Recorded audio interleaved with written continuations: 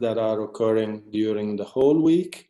Very interesting topic, very diverse topic and speakers. I think you will surely enjoy talks given throughout the world. This International Geomorphology Week is certainly giving a great visibility to the IAG and to geomorphology. And I think it will be an important occasion to show more and more the importance of geomorphology for society. And your personal individual contribution, also in terms of participation, will surely enhance this. Besides the 11 webinars organized by the IAG, we have collateral events organized by national scientific members of the IAG all over the world. And I think that at least we can count on another 500 participants within the other events. This very new initiative of the IAG has proved to be very successful. At the beginning, I can tell you that we did not expect such a number of participants, and thus we are very, very happy about that. Of course, our intention is not to substitute such type of initiatives with. We are not intending to substitute our conferences with such initiative, but we've been deprived of our conferences during 2020 and 2021 by the pandemic. So we really thought it was important to be with geomorphologists all over the world through these initiatives. I would like to thank Susan Conway, our president, with portfolio on communication, cooperation, and outreach, for her very important work behind the scenes. She was organizing and liaising with the organizers of all the events, and she did a great job, and her job enabled us to be connected today and during the next days. I would like also to thank the coordinators of the webinars. They did a great job, and it is thanks to them that we will be reaching all parts of the world with our webinars. I would like to let you know that there were decisions taken by the Council of the IAG very recently, and these refer to our regional and international conferences. As you may know, they were postponed, and I can tell you that the regional conference on geomorphology, organized by the Iranian colleagues to be held in Mashhad, will take place in spring 2022. And our international conference on geomorphology, initially planned for September 2021, has been postponed to September 2022. It will take place in Coimbra. We hope that by that time the pandemic will be over and that we can meet all together there. There will be grants for young geomorphologists to participate in this event, and we will finally be able to be all together on the field, which for geomorphologists is something really very important. So thanks again for your participation, and now I leave the floor to the other speakers. Have a good participation in this webinar.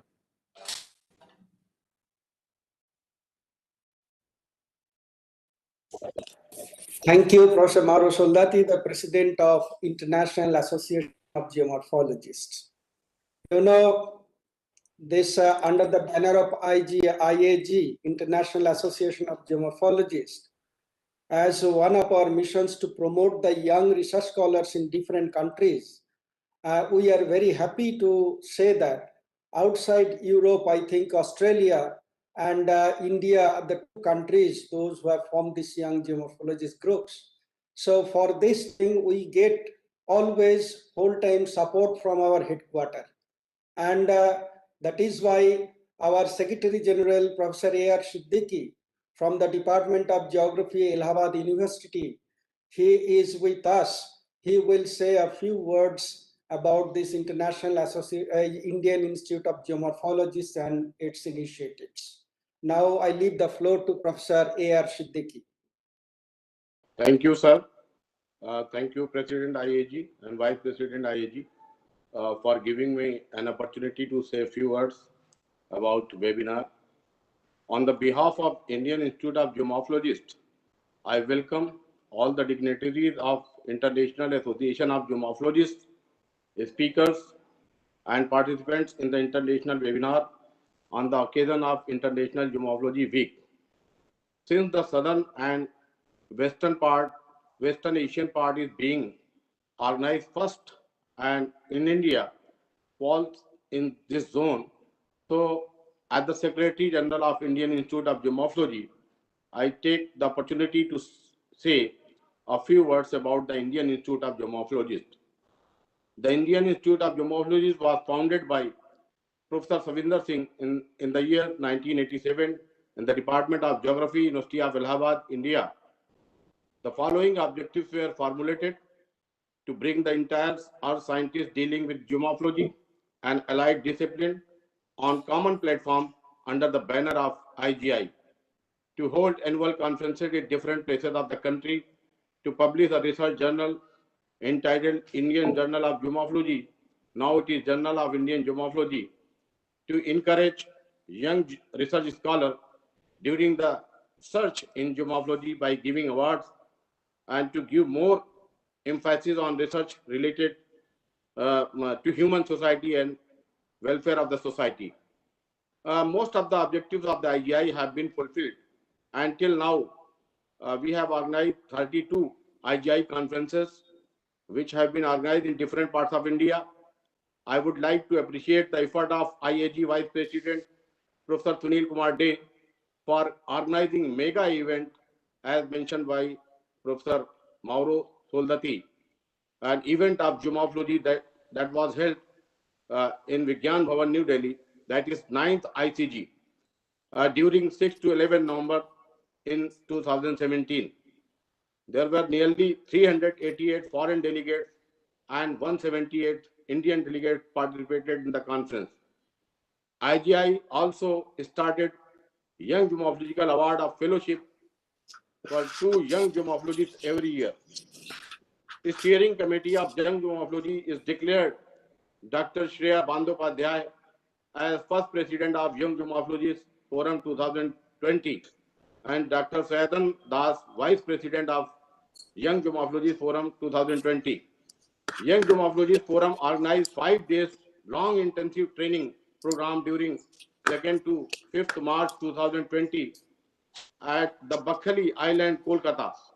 And there were 70 young geomorphologists from different parts of India have attended this training program. And this was the major achievement of IGI.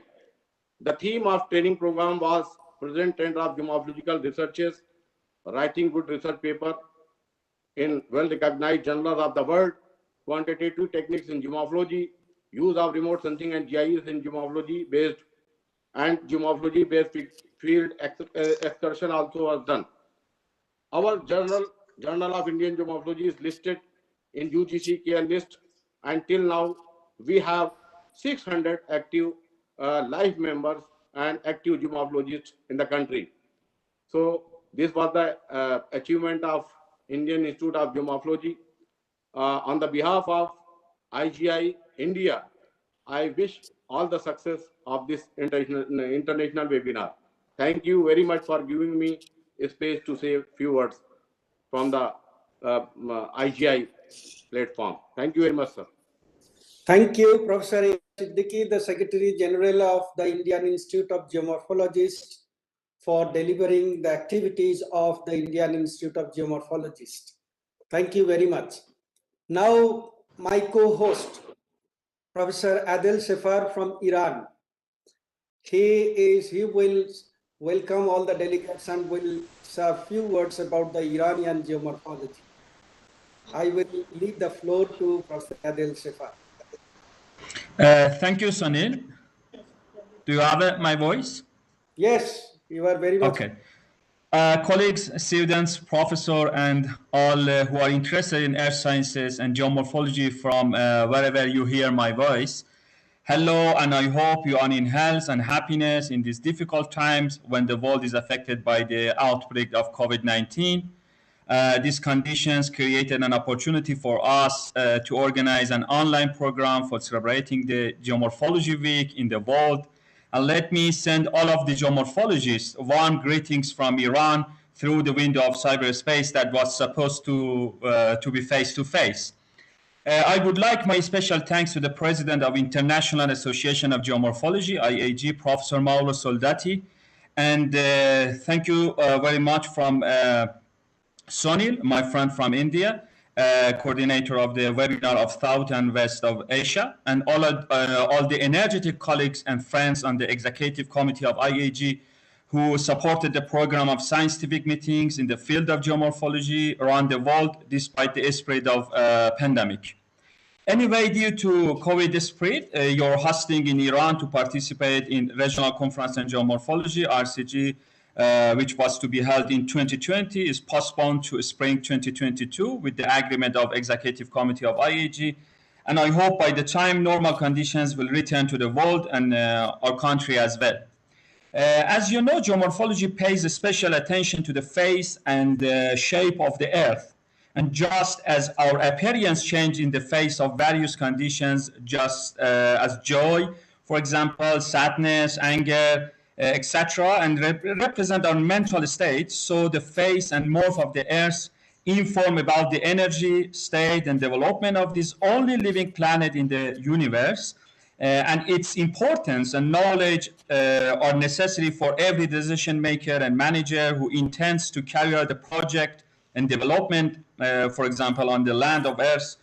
For example, without a doubt, just as being away from an angry person is a condition of reason, knowing the faults and energetic points of the Earth is a condition of stability for development based on sustainable development strategies.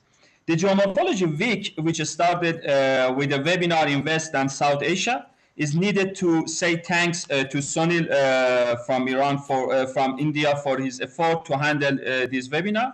Is an opportunity to highlight the importance of this knowledge and its role the managing the environment, especially with the development of the world's environmental challenges such as climate change, global warming, should be highlighted for the lovers of this science, especially young researchers in these countries and all of the world as well. Apart from that, today, with the special environmental challenges in the world, attention to landscape change and environmental hazard caused by human behavior and climate change is felt more than ever. In West and South Asia, where the most of the country is located in the arid and semi-world or high-risk coastal areas, for example, this importance is doubled. Access to water resources, severe droughts and floods, population growth, accelerated growth of industrialization and exploitation of natural resources, soil erosion, land degradation, and many land hazards, the importance of paying attention to geomorphological knowledge and studying landscape change in these countries has doubled.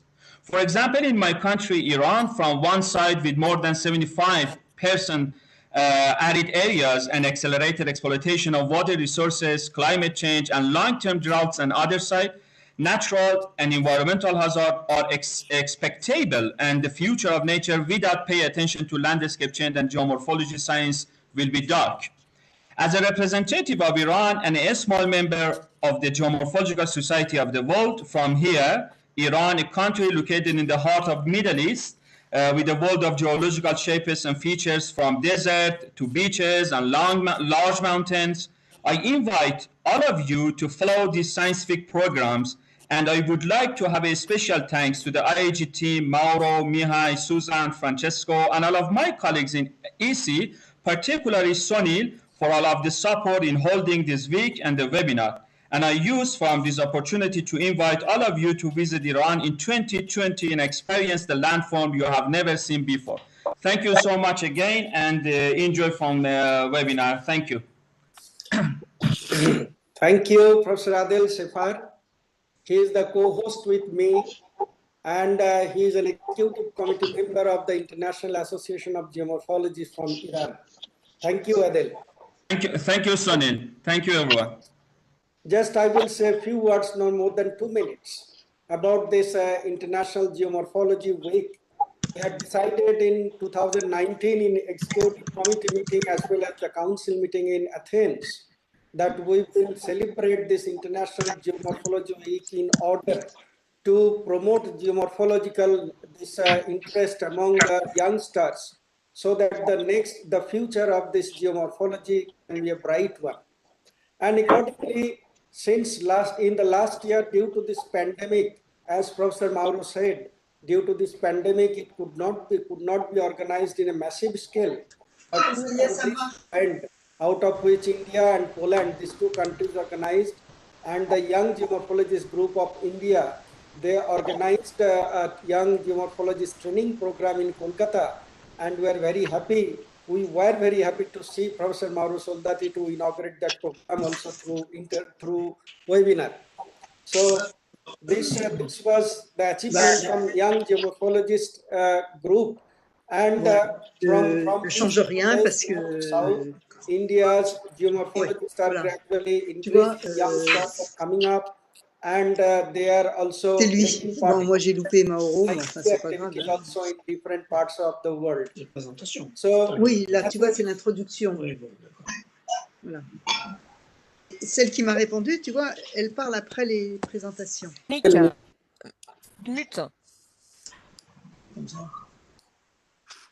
So this was the achievement of the Indian Institute of Geomorphologists.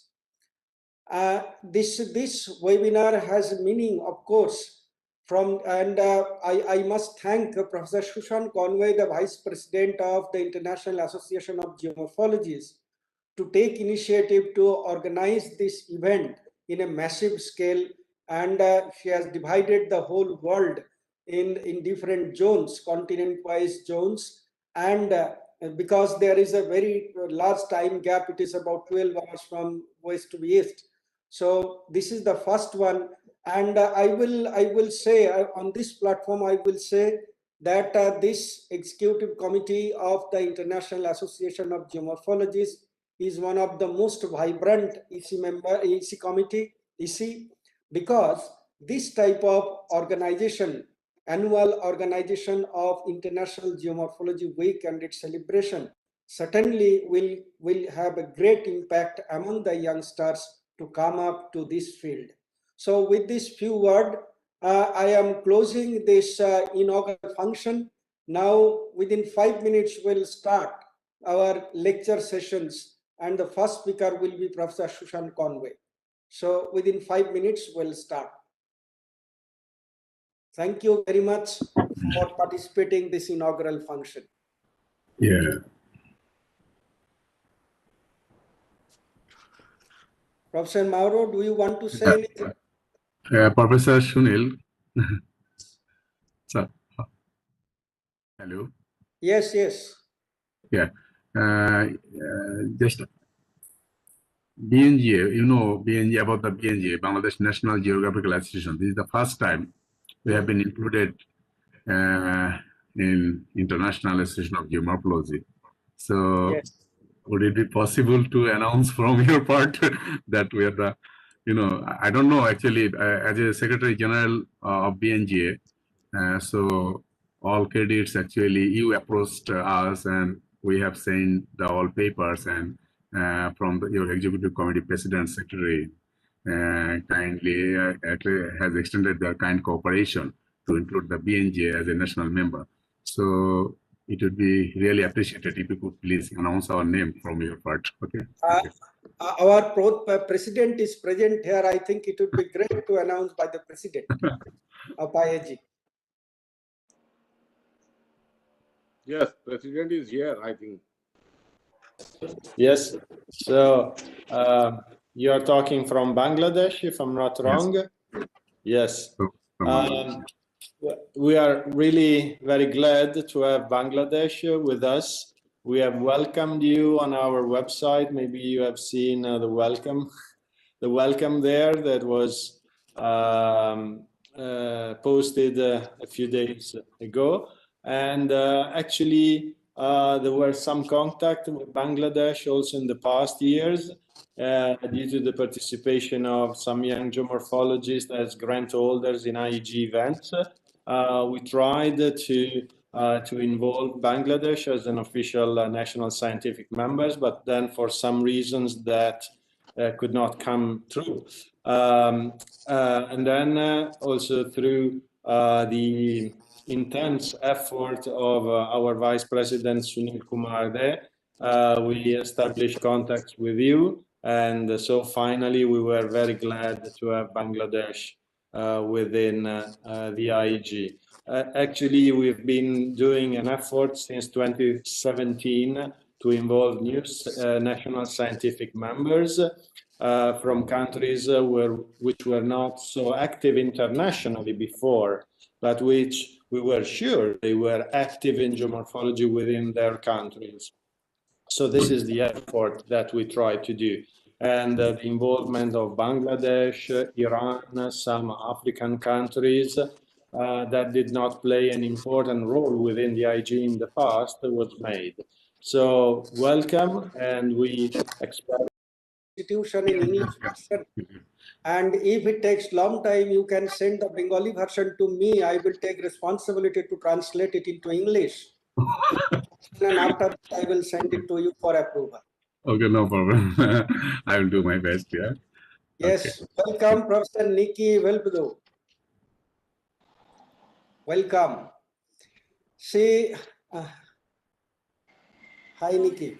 Thank you for this invitation. Hello, everybody, and yes. Enjoy the week of geomorphology. Yes, thank you. By this time, one announcement, one of our former Vice President, Professor Monique Fort, has joined in this program. So on behalf of the organizing committee, I welcome Professor Monique Fort. She is, I think, the senior most in this group. Now, we can start the session now because it is 1:30. 1:28. 28. I will take 2 minutes to. Yes. You can introduce to Mr. Yes, yes, I will introduce, certainly. From which place?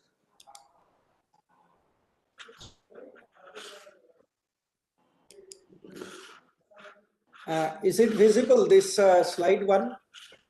Yes, yes, yes.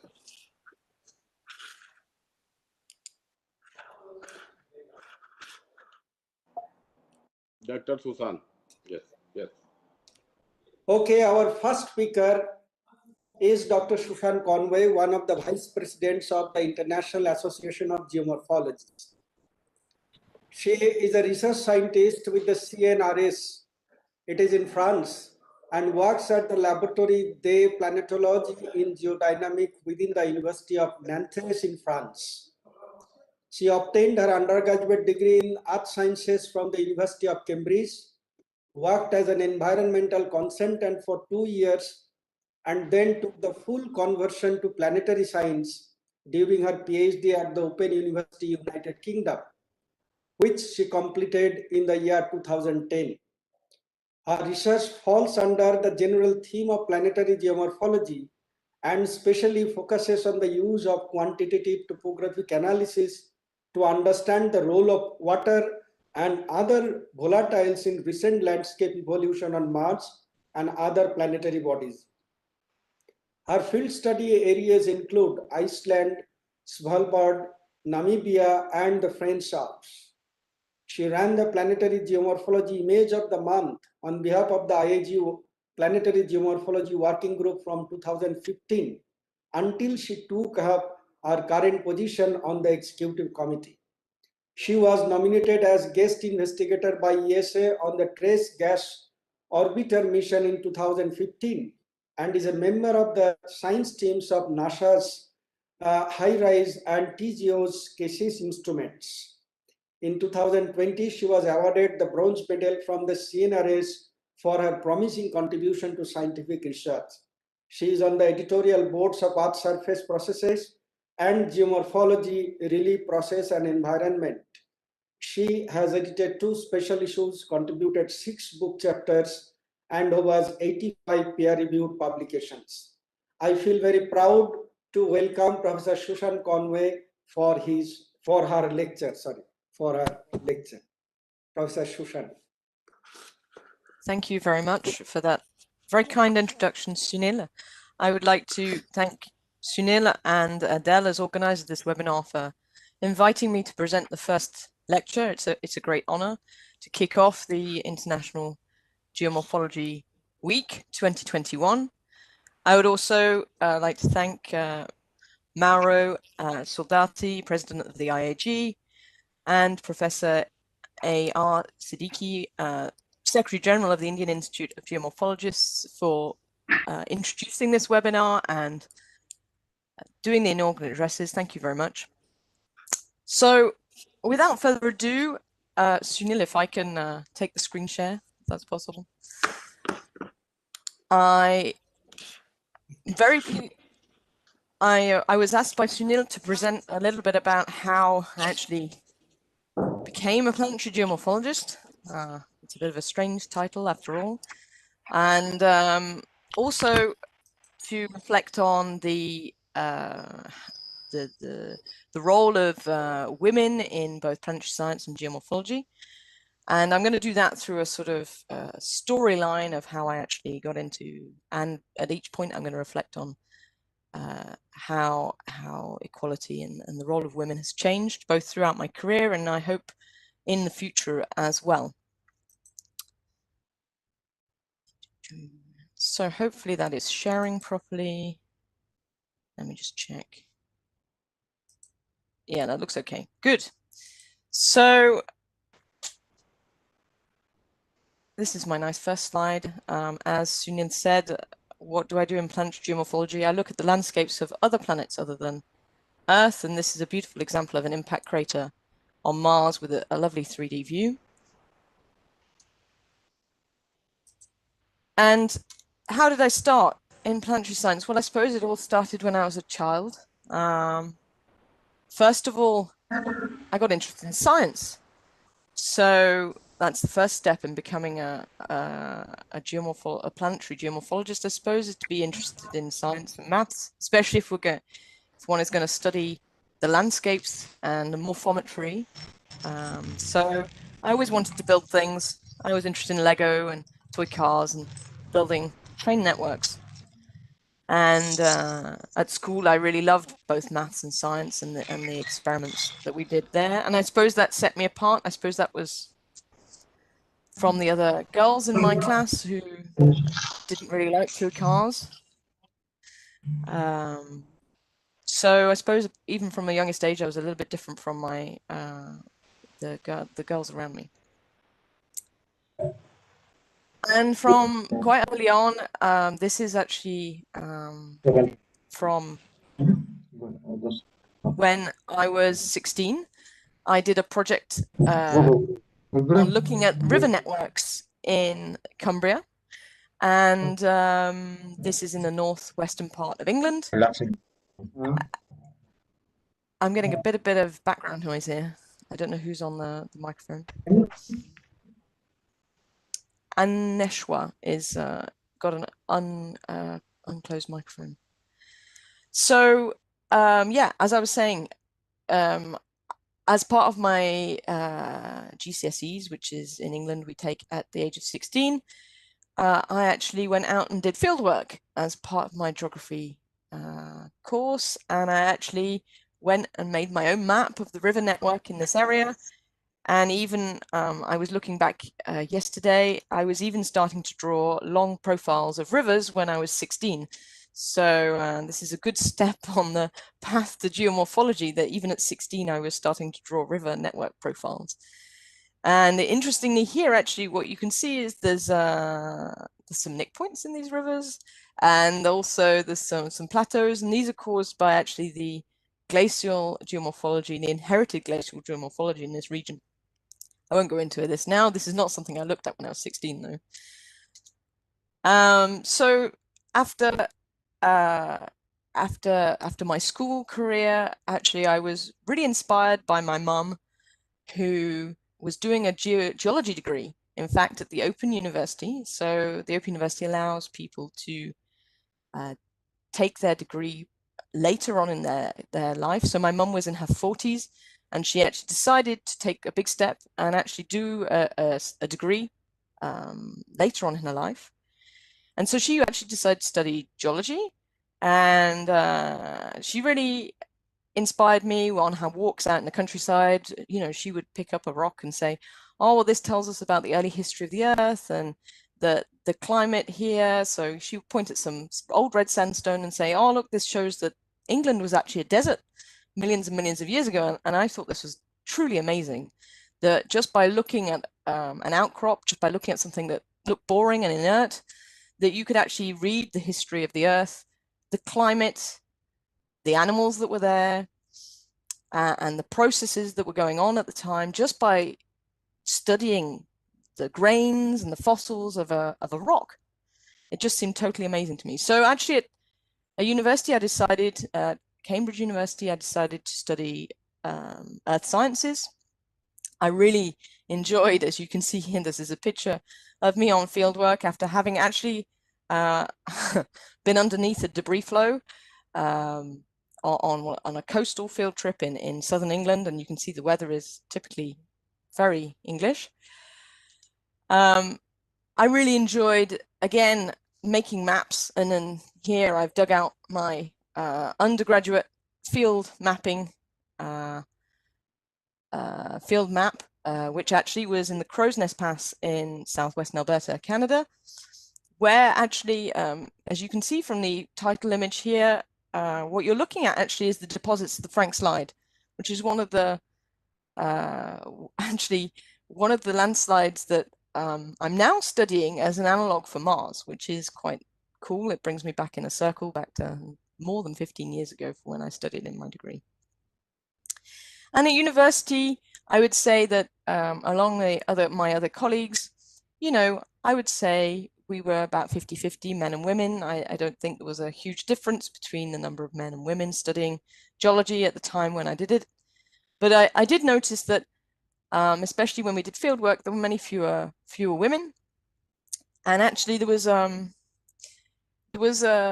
suppose, not a discouragement for women to participate. We were encouraged to go in the field as well as others, but there were certain constraints, you know, so the boys would go and pee behind a bush, but then where would the women go, that kind of thing. So it was, you know, it was still a bit of a masculine environment. So at university is where actually I first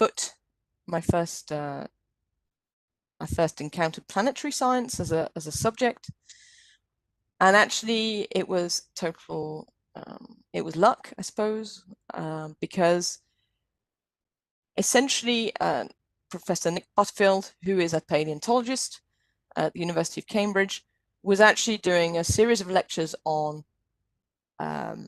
exobiology and detecting life on other planets and the challenges of doing that. And as he was introducing his lecture on looking at biosignatures on other planets, he actually showed some data from the planet Mars.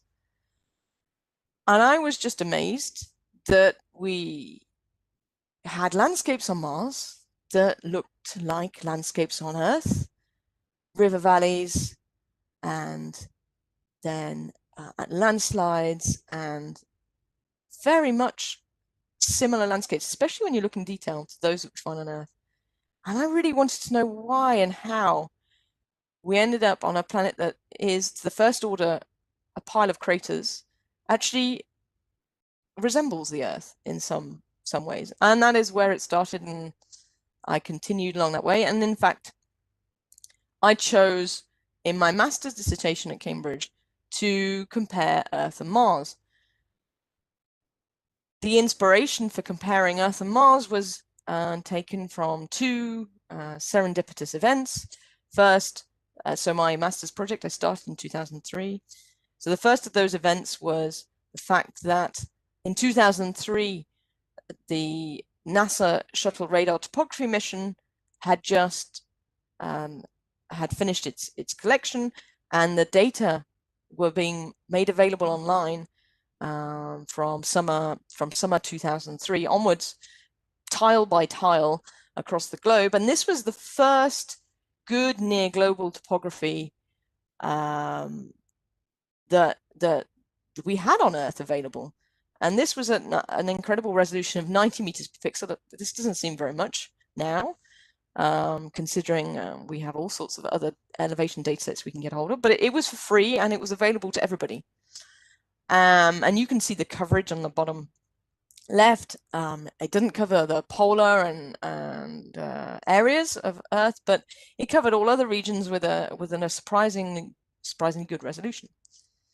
So on Mars, we were already ahead of the game, because in 2001, so a couple of years earlier, the global topography at 450 meters per pixel, so not so good resolution, but even so, totally global, had been released as well. So we had the opportunity on both planets to study the terrain and the landscapes at the same kind of resolution using topographic data.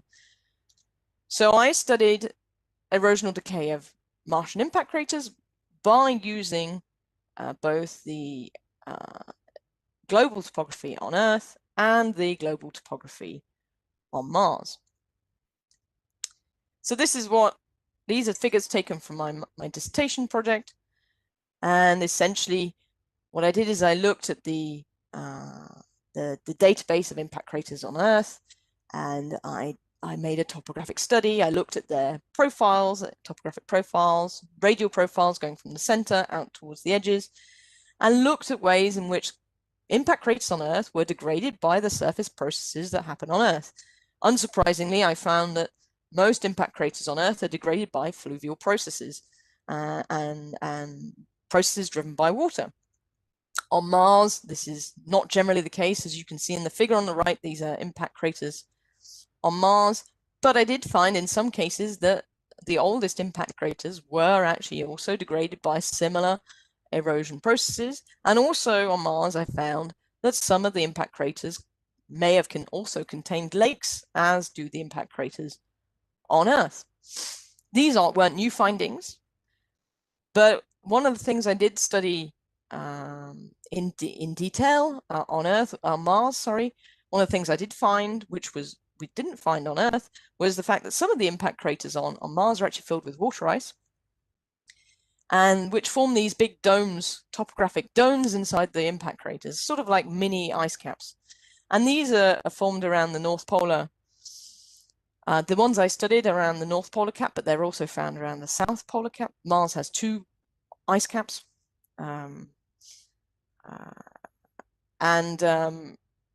This actually resulted 8 years later in a publication that was inspired by my master's work. So it took me a while to finish it after my master's, and you'll see a little bit why in just a minute. So I was very pleased to actually finish this paper 8 years after my master's project. So after my degree, after I finished my undergraduate master's degree at Cambridge University in 2004, I started work as an environmental consultant with a firm called Arcadis GMI, located in Newmarket, so near Cambridge in the UK. And my job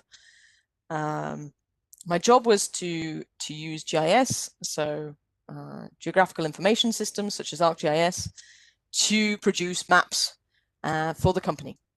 And so, for example, one of the things that I did was compile European data. So this is a study that they released several years after I finished, actually quite a few years after I finished, 5 years after I finished. I actually compiled this data for them. And this is a map of surface water features across Europe.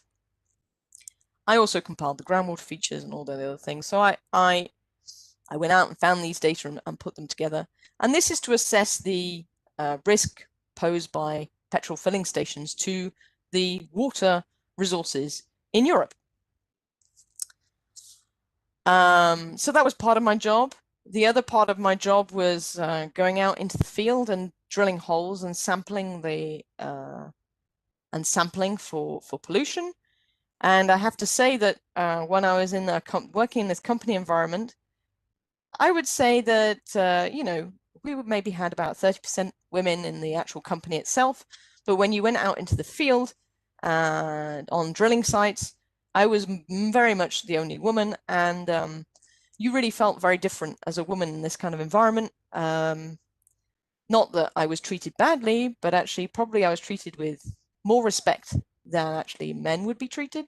So I was treated differently, that's for sure.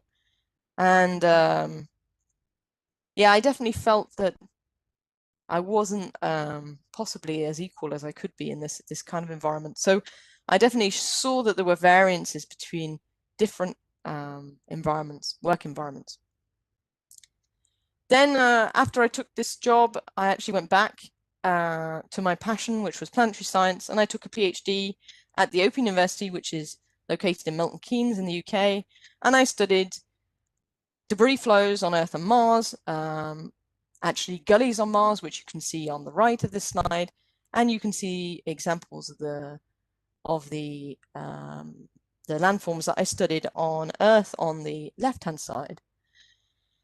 And I was awarded this PhD in 2010, and as a result, I was able to publish 4 papers, of which 3 of these were completed more or less within the thesis, and another one a bit later. So these summarize pretty nicely the topics that I touched on during my PhD. I did some work on terrestrial debris flows in northwestern Iceland, where I used topography to estimate, where I used topographic data, so the volume in the debris flows as it progressed downslope to predict the runout and thickness of the deposits of potential future debris flows, which is what you can see in this map here, where darker blue colors indicate thicker debris. I performed simulations in an environmental chamber to try and understand how sediment transport processes driven by water might work on Mars, where the atmospheric temperature and pressure mean that water is actually boiling or freezing. And this is work I've been continuing. I used topographic data both on Earth and Mars to compare gully landforms on Mars to gully landforms on Earth to try and understand the active processes. And essentially this work revealed that gullies on Mars, which you can see on the right here, are similar in some ways to fluvial gully networks, but in other ways to gully networks on Earth dominated by debris flows. And several years later, the introduction part of my PhD culminated in this review paper on Martian gullies, which I've been studying for many, many years now, and essentially summarizes the main open questions, and that is that we still don't know whether these landforms on Mars are actually created by liquid water or not, or whether they're driven by some more exotic process like carbon dioxide sublimation. So I then, next point in my career was that postdocs I did in Nantes, which is on the left. It's an image of my current laboratory in Nantes, and the Open University on the right. And I did a couple of return trips. So I spent 2 years in Nantes in a postdoc, and then another 4 years at the Open University before returning to Nantes in 2015. And in my postdoc work, I continued to study gullies on Mars, and sort of refining the techniques that I did in my PhD, using terrain analysis to better understand the gullies on Mars and compare them not just visually, but using topographic information and the properties of their catchment areas to understand what kind of processes are active in Martian gullies. This is another example as well of serendipity, because as I was using these terrain data on Mars to understand the catchment properties, I actually was able then to look at the mass balance in Martian gullies as well and find out that there's a huge amount of mass missing between the erosion part and the deposit part. And actually, most likely the missing mass is water ice that has been lost between the two parts of the system. So this starts linking towards the themes in my research now, which is looking at the role of glaciers on Mars as well in surface processes on Mars. I also had the chance to, while studying gullies, I actually, again, as I said before, talking about glacial processes, I actually discovered these deposits of water ice across the mid-latitudes of Mars, which actually mean that the impact craters located in the mid-latitudes of Mars have asymmetric topographic profiles. So they have pole-facing slopes that are systematically shallower than their equator-facing ones, which is what this graph is showing. So in 2015, I did the concours CNRS. So what that means is I took the Civil 7 entrance exam and passed it. So to do that, you need to submit a research proposal and your CV. You have only 12 minutes to present what you would like to do in the CNRS. This has changed now. They now interview fewer candidates so that people get more time to present their work. 12 minutes of questions. And just to give you an idea, there were 4 positions available in 2015. And for the section, so Planetary Earth and Planetary Sciences section. And of 69 applicants, 42 were interviewed. So 42 interviews of 12 minutes. That's I feel really sorry for the selection board. And out of those 42, I came in the top 4. So here I am in the CNRS in Nantes, finally. And so I suppose in my postdoc, I didn't really notice that there was much, among my peers, the people I knew, the people of the same career stage as me. I kind of felt that, there were as many women as there were men. I didn't feel I was treated any differently being a woman as a man, especially in the academic environment, compared to the private industry, for example, where I really felt that I was kind of the only woman sometimes. There were the odd meetings where I was, especially more high up meetings for space missions where I felt a bit lonely, but I really felt that my career was supported as much as it would have been by my colleagues and friends as if I'd been a man, as if I'd been a woman. When I entered the CNRS, I did notice immediately a slight drop in the number of women. So for example, I am the only research fellow in my laboratory who from the CNRS. All the others are men. And in fact, the CNRS is one of the major employers in France, is actually at around 30% women. However, I should say that the Institute is very aware of this and is promoting very strongly the recruitment of women. And I would say that they've improved their recent recruitment is very equal. They recruit equal numbers of men and women now, but they have a lot of time to catch up because the inequality has been built up over many, many years. And so I think there's a very positive outlook in the CNRS for addressing the issues with inequality between the careers of men and women. And I would say it's pretty typical that the further up the career ladder you go, the fewer and fewer women there are. So for example, fewer women get promoted up to Directeur de Recherche, which is the next level of researcher in this position. But I think there is moves underway to address that. So what did I propose to the CNRS as my research project? I proposed a planetary science project where I wanted to look at the long-term effect of water on Mars at glacial interglacial timescales. So here I'm already mentioning glaciers. And again, very much focused on topography. What can we read from the topographic data that we have from Mars? And so part of my research shifted a bit to looking at other processes other than liquid water. So looking at carbon dioxide sublimation, because carbon dioxide condenses as a solid on the surface of Mars and sublimates away. And actually this cycle can promote sediment transport.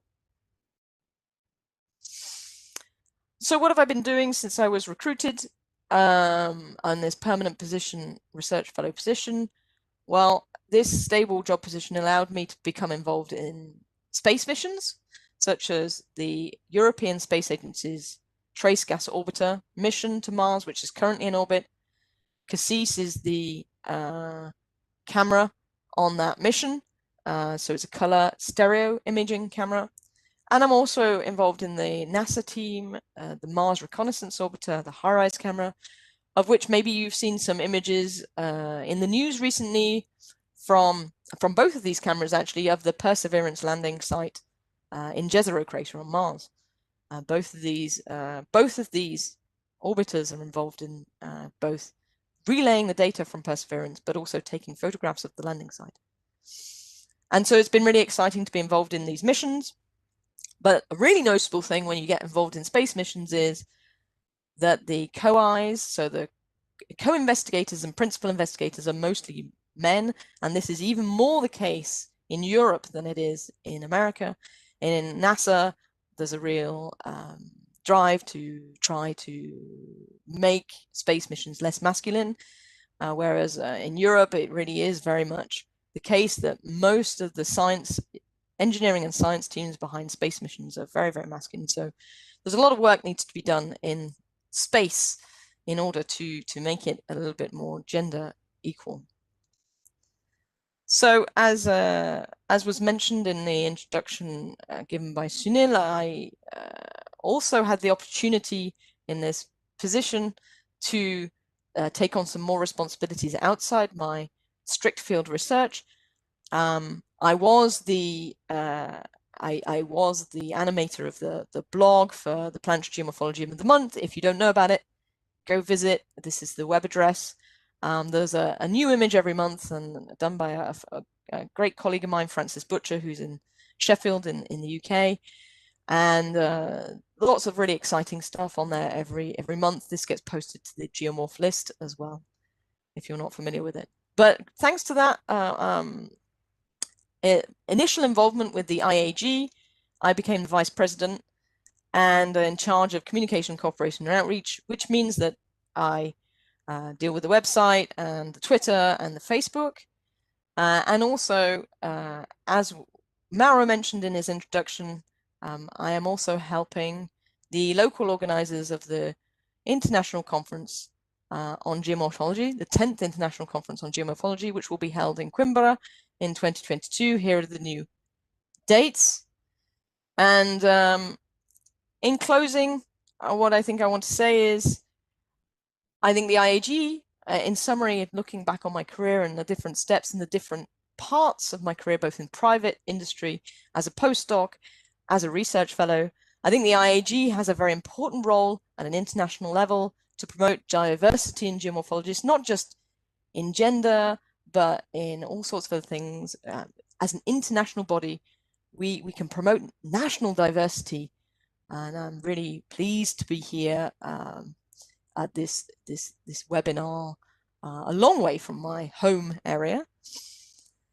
And I think from my personal point of view, I think one of the things we need to do is combat our own internal biases to ensure fair representation across the sciences, geosciences, geomorphology, and planetary sciences.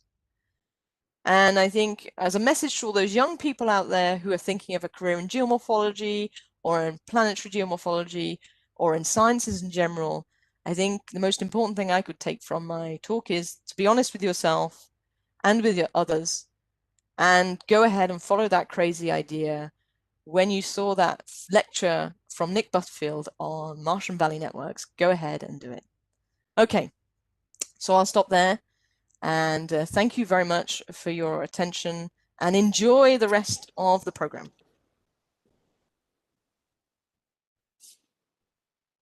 Oh, thank you very much, Professor Shushan Conway. In fact, I was mesmerized to go through your presentation and how much dedication you had and you possess till today that you could achieve this much. You have a long, bright career in future also, and will stay at one of the topmost positions in planetary geomorphology in future also.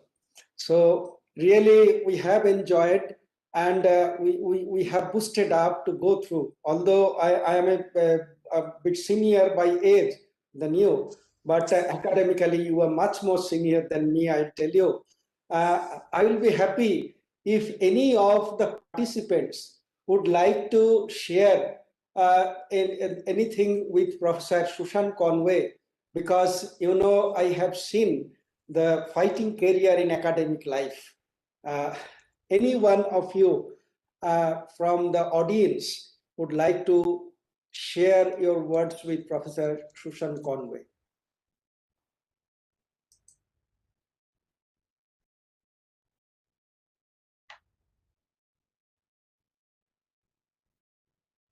Nobody is there. They're all scared. I scared them all. Because after going through your presentation, they have been more scared.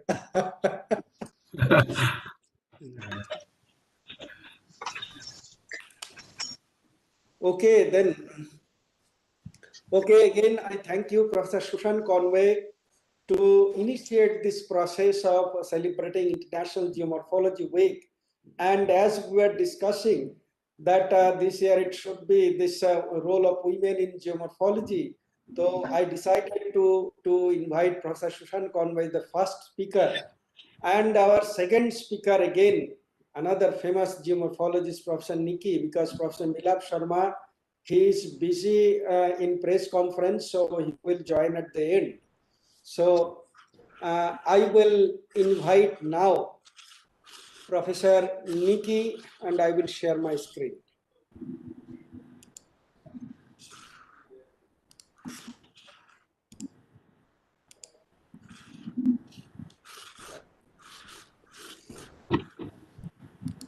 Just one second. Just let me introduce first, then I would request you to share. Please, Professor Nikki. Yes, okay. Please do not share. Let me share your this thing first.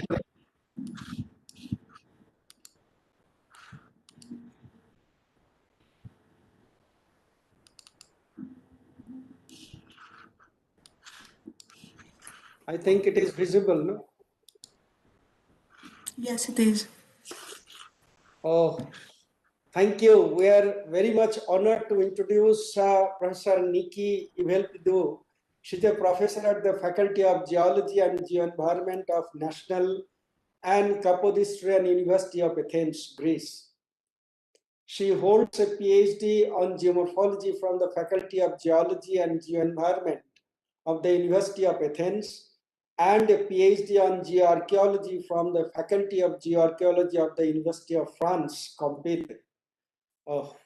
The focus of Dr. Nikki's research is related to geomorphology, coastal geomorphology, sea level changes, paleogeographic reconstructions, geoarchaeology, the study and modeling of natural hazards, with emphasis on the use of new technologies and innovation.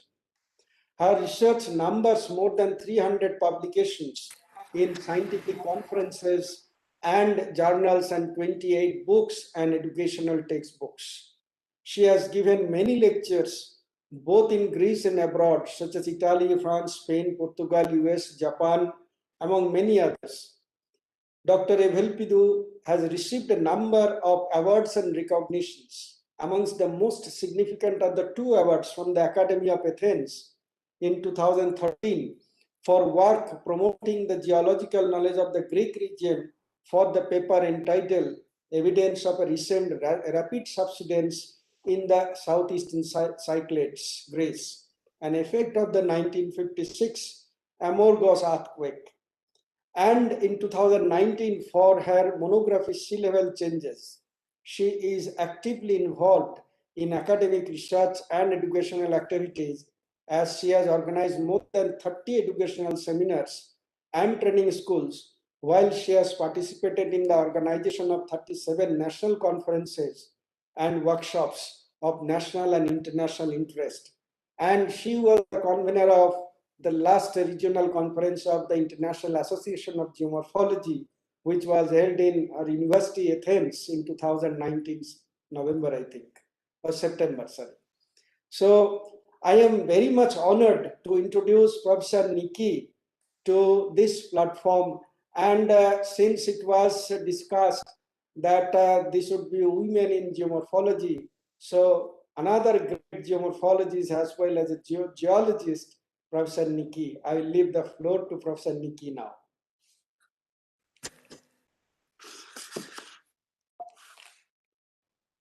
Thank you very much for this, for presenting what I have done so far. Now I will share my screen. Yes. Okay.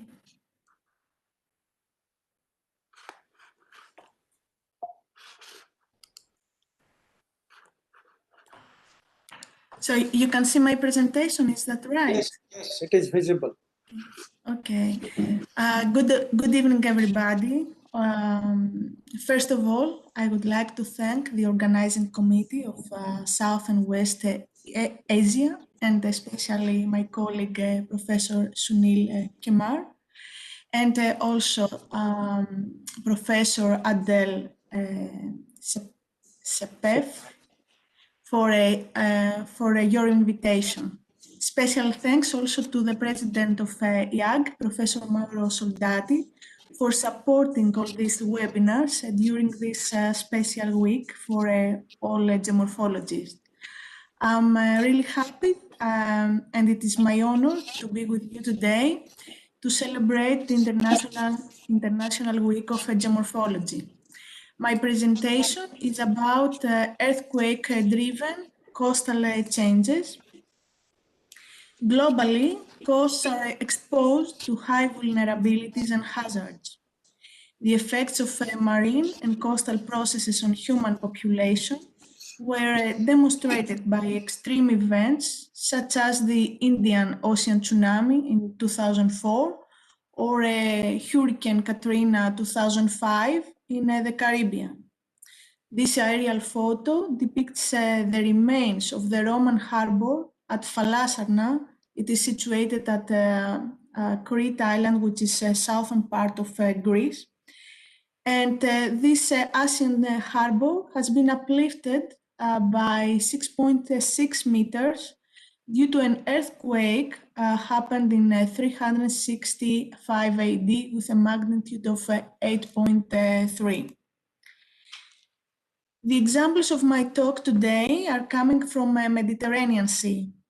The Mediterranean is characterized by complex tectonics related to the interaction of three main lithospheric plates, which exposes a wide spectrum of interrelated geodynamic processes.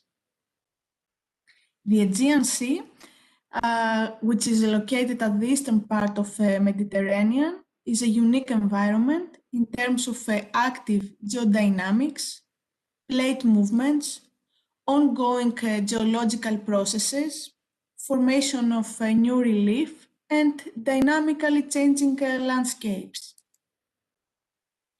It is widely considered by the general public that tsunamis are lacking in the Mediterranean Sea. However, tsunami records suggest that the area has experienced such events in the past. Observations and analysis of past occurrences are the basis for understanding them and for developing models and scenarios to predict future occurrences. Among various historical tsunamogenic earthquakes in the eastern Mediterranean Sea, the most notable are this one at the western part of Crete, whose tsunami inundated coastal sites in North Africa, Adriatic Sea, Greece and Sicily, and this one also causing widespread damage in the Eastern Mediterranean. Accordingly to Shaw and his colleagues' publication, and a similar event to this one happened in 365 AD may occur every 800 years, with the last one, this one, indicating that the area may be mature for a new major event.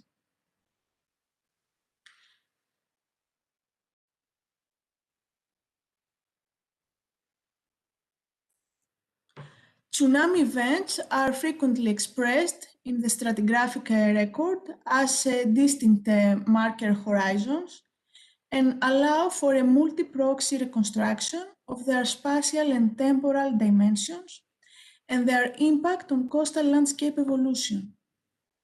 The dictation and characterization of tsunami deposits preserved in coastal sediments provides a long-term record of past earthquakes. Boulders have been widely used to infer tsunami depositions in Mediterranean studies. Such boulders or megablocks are often found isolated or in groups on the coastal zone, and they bear evidence of their transportation from their original location in the intertidal or subtidal zone.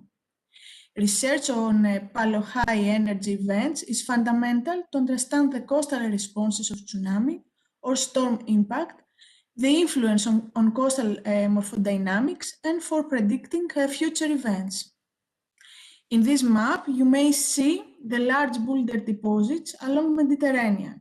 And here is Cyprus Island, which will be discussed in the next slide. Cyprus has a long record of tsunami waves, as you may see in this map, as noted by archaeological and geological records. One of my study areas is Cape Greco, lies at the southeastern part of the island and forms a narrow peninsula. At this site, large boulders exist.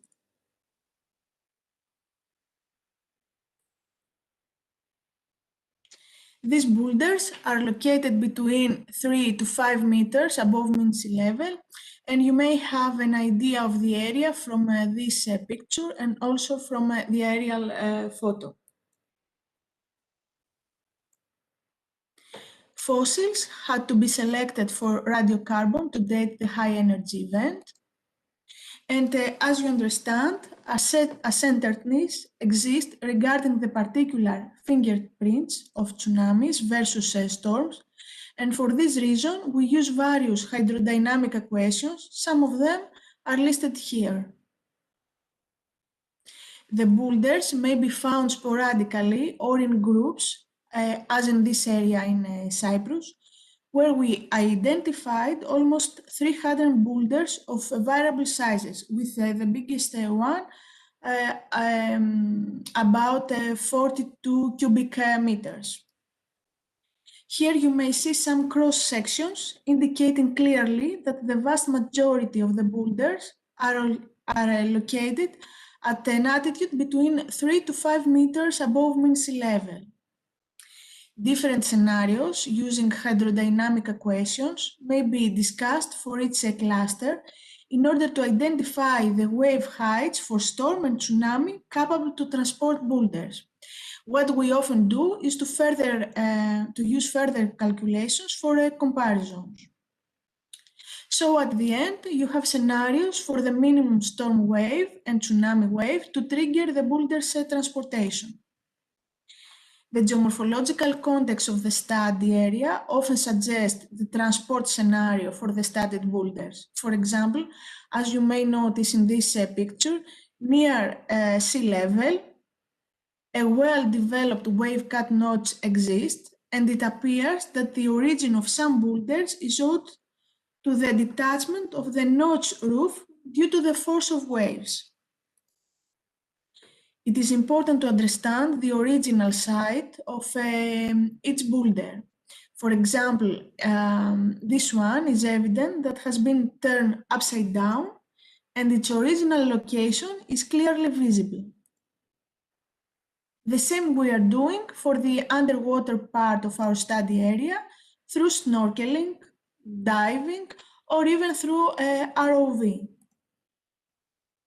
Here you may see the most important earthquakes and tsunamis to have affected this part of the Mediterranean. According to our radiocarbon results, at least 2 high-energy events appear to have impacted Cape Greco. The one of them coincides to the well-known tsunami I mentioned before. Another earthquake-driven coastal changes are uplift or subsidence of coastal zone. There is an excellent sea level indicator showing this kind of coastal zone shifting. I am talking about tidal notches. Tidal notches are undercuttings, few centimeters to several meters deep, cut in steep calcareous cliffs at or near sea level. Only few types of sea level indicators may provide information about the way a coastal change took place, for example, gradually or coseismically. The profile of a tidal notch is an excellent sea level indicator and provides information on the duration in which mean sea level remained at the level of the notch vertex. This is the vertex of the notch. And if the notch is emerged or submerged, it gives information on the speed, slow or even sudden, of this emergence or submergence. Different tidal notch profiles resulting from slow or rapid sea level changes in sheltered sites and have been listed for various cases of relative sea level fall and relative sea level rise. I will refer to only some of the types indicated in this picture. The left part of the figure depicts uplift of the coastal zone, while the right one subsidence. For example, type A in this column depicts a rapid subsidence greater than the tidal range, resulted to an underwater notch. Type B in this column, we have 2 submerged former notches which were preserved after 2 rapid subsidence events greater than the tidal range. Type C here is a little bit more complicated. We have a rapid subsidence smaller than the tidal range, preceded and followed by a period of a millennium of relative sea level stability, produces a notch higher than the tidal range. There are 2 vertices, one here and one a little bit above, separated by an undulation. Here is the undulation in the notch profile. And I will stop with type D, which is a gradual, we have a gradual relative sea level rise at a rate smaller than the bioerosion rate, and produces a notch profile much higher than the tidal range, but limited, the inward depth is limited. And as you may understand, we have many more profiles explaining what has happened in each area. For example, you may see these tidal notches from Kefalonia Island in the western part of Greece at the Ionian Sea. The lower tidal notch, together with the lower part of the mushroom-shaped rock, began to develop after the coseismic uplift of the upper notch that occurred between this time period. At its turn, the lower notch was coseismically uplifted in 1953 AD, Therefore, the mean sea level remained at the level of the vertex of the lower notch for this period. And the average inward depth implies an average intertidal bioerosion rate of about 0.6 millimeters per year. So we have also a clear idea of the bioerosion rate of this area. Dating relict fossil shorelines is often difficult, especially when their position is below modern sea level and thus have been subjected to bioerosion by organisms that live in or below the intertidal zone.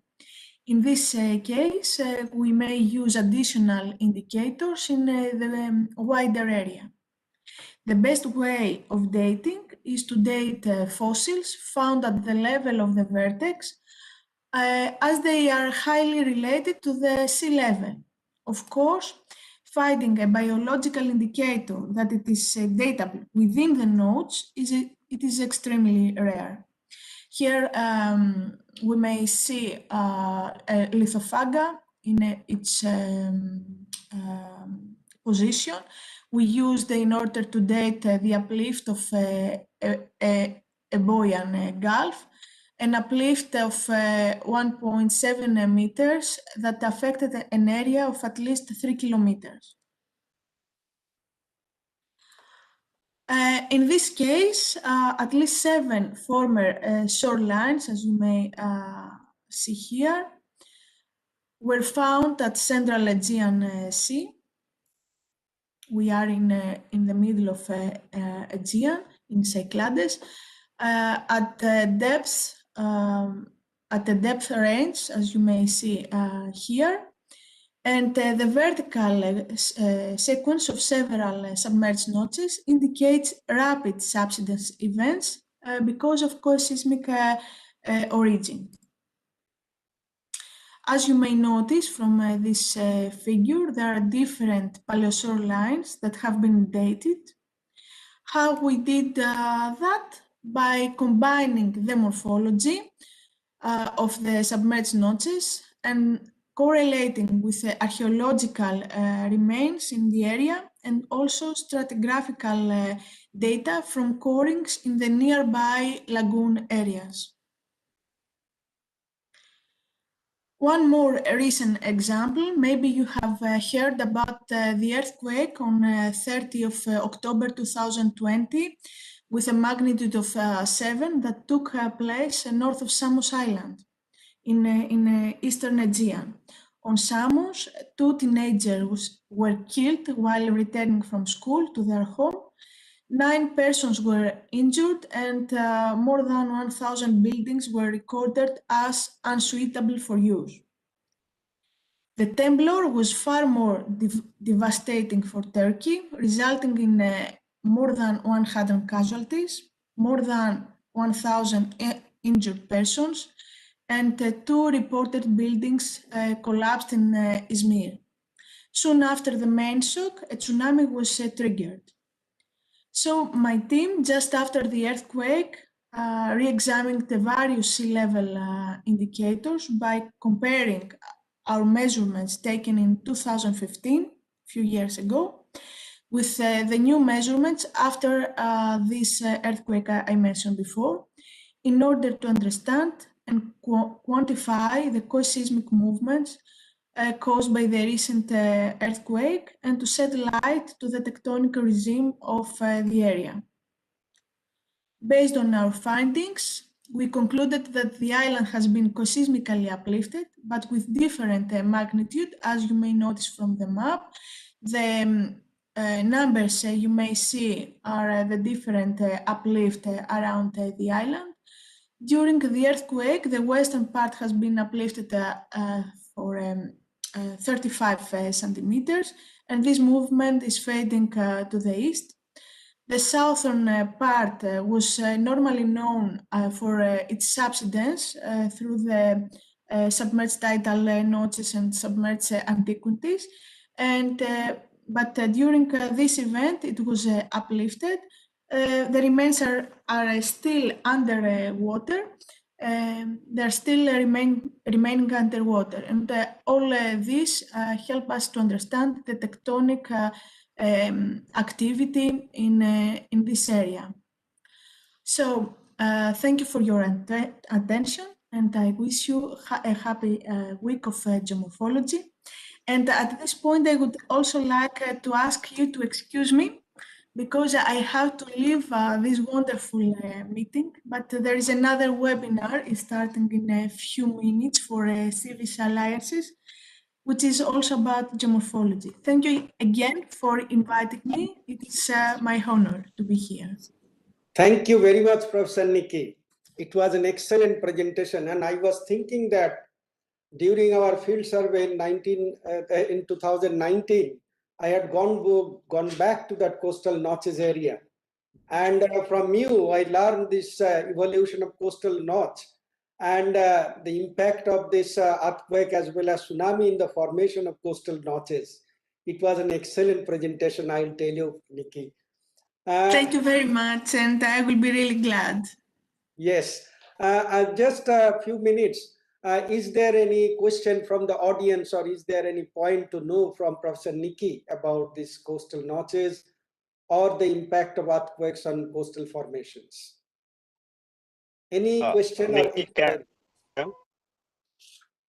yes. Can I ask, please? Yes, yes. Okay, Nikki, I would like to have your opinion. See, you talked about the 2004 tsunami in parts of Asia as well, and you were very nicely elaborated the paleoclimatic and geomorphological interaction on part of Mediterranean environment. I would like to have your opinion on part of people's opinion who actually at times when they represent in directly in relation to climate change, rather than interpreting it in terms of geomorphological modifications or geological.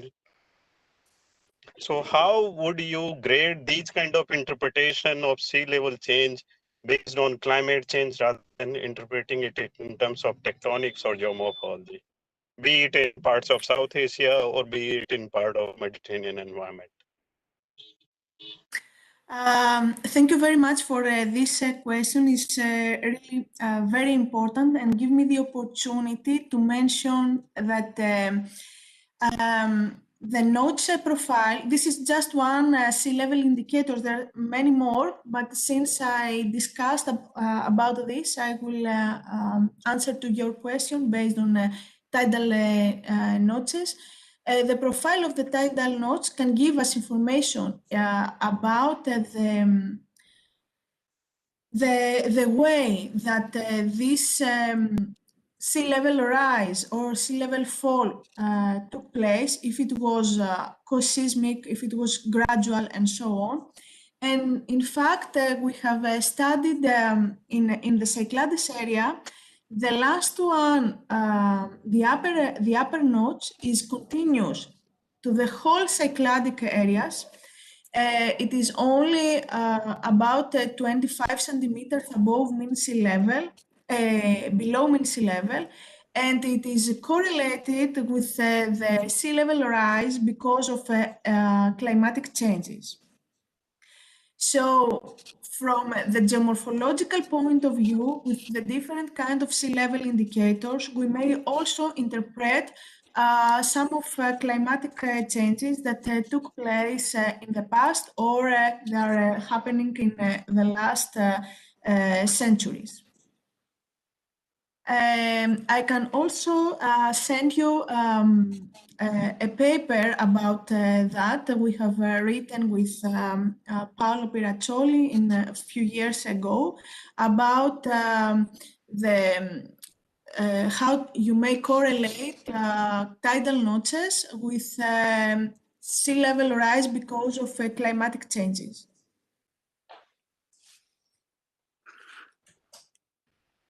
Okay, is there any other query? No, thank you, Professor Nikki, for your beautiful presentation. And thank you for this invitation, and I'm sorry I have to leave this event. no, it's okay. We'll see later, of course. And Professor Mauro will also go with you, you told me. Yes. Okay. Okay. Thank you very much. Thank you. Now, the next presentation is Dr. Bashantaraj Adhikari. He is from Nepal. Let me allow to share my screen to show. Sorry.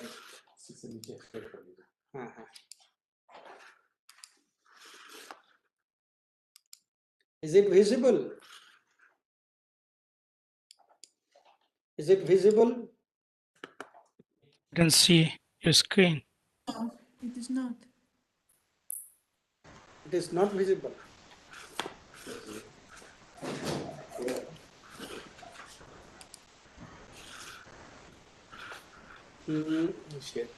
Share कर दिया था नहीं share हुआ नहीं करना है you are visiting your screen ना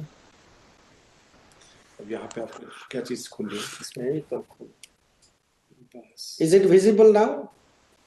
नहीं नहीं Yes, Sunil. It is. It's visible. Yes. Okay. Okay. Sharing my ऊपर यहाँ पे पहले हाँ ठीक है एक मिनट यहाँ पे जाइए हाँ जा रहा है शेयर कर रहा है ठीक अपना वीडियो भी कर दीजिए हाँ हाँ sorry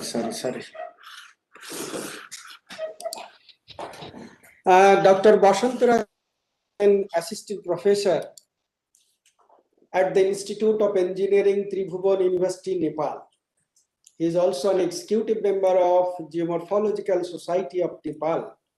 His main research focuses on tectonics of the Himalaya, climate change, hill slope movement and human interaction, Himalayan sediment flux generation, and disaster risk reduction. He has provided technical support in many development projects in Nepal Himalaya to control the slope movement. He is the author of more than 40 scientific papers and book chapters and received various recognition for his work in the field of earth science, that is young scientist, integrated research on disaster risk, and young affiliates, the World Academy of Sciences. He has been contributed in the policy documents for the disaster risk reduction in planning and implementation at both national and international level. I am pleased to invite Dr. Bashantaraj Adhikari to deliver his lecture. Now to Dr. Bashantaraj Adhikari. Thank you, Professor Sunil. Let me share my screen.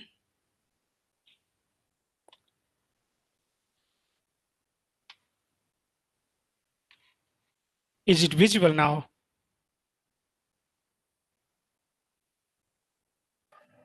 It's visible. It is visible. Yes, it is visible. Thank you, Professor Sunil, for inviting Nepal Geomorphological Society. I'm very pleased to be here to talk on this research that we are going to, here in Nepal for a long time with my colleagues around the globe. And the work which I will present is not only my work, but a couple of people that I have been working for more than 2 decades in the Nepal Himalaya. And I'm very pleased to be here with Professor Monique Fott. Actually, she inspired me to continue my research on this geomorphological part of the Himalayas. We have been working more than 15, 16 years now, and she's here. I want to acknowledge her here. And some of the research which I will present, that she was also involved in this process. So from Professor Nikki presentation from sea surface or sea level to the highest part of the world, Mount Everest, which has increased 0.6 meter already this year.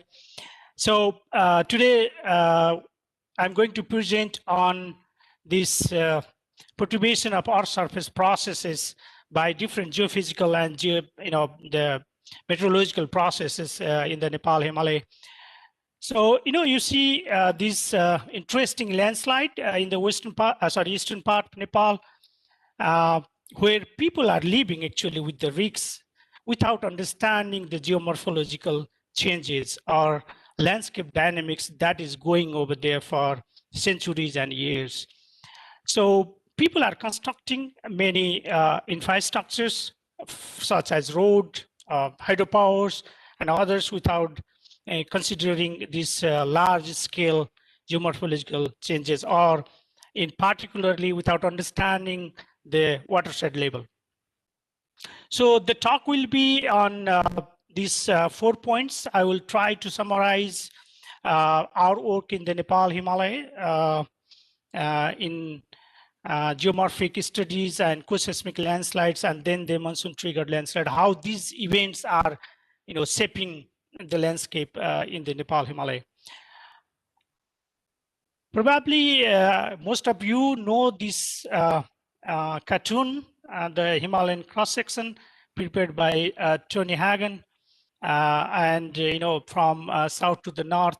So the whole Himalayan dynamics and the landscape and the geomorphology is coupled with the rainfall and the monsoon with the different tectonic slices from Indo-Gangetic Plain to the Tibetan Tethys Himalaya. And then if you look on the superficial part from Tarai to the higher Himalayas ranges from, in Nepal Himalaya particularly 70 meters to the top of the world. So these kind of factors are really controlling the geomorphology over there. If we take as example as India fix, and then you can see the different velocities between Indian plate and Eurasian plate, this kind of moment that is really playing the important role to make seismically active of this Himalaya.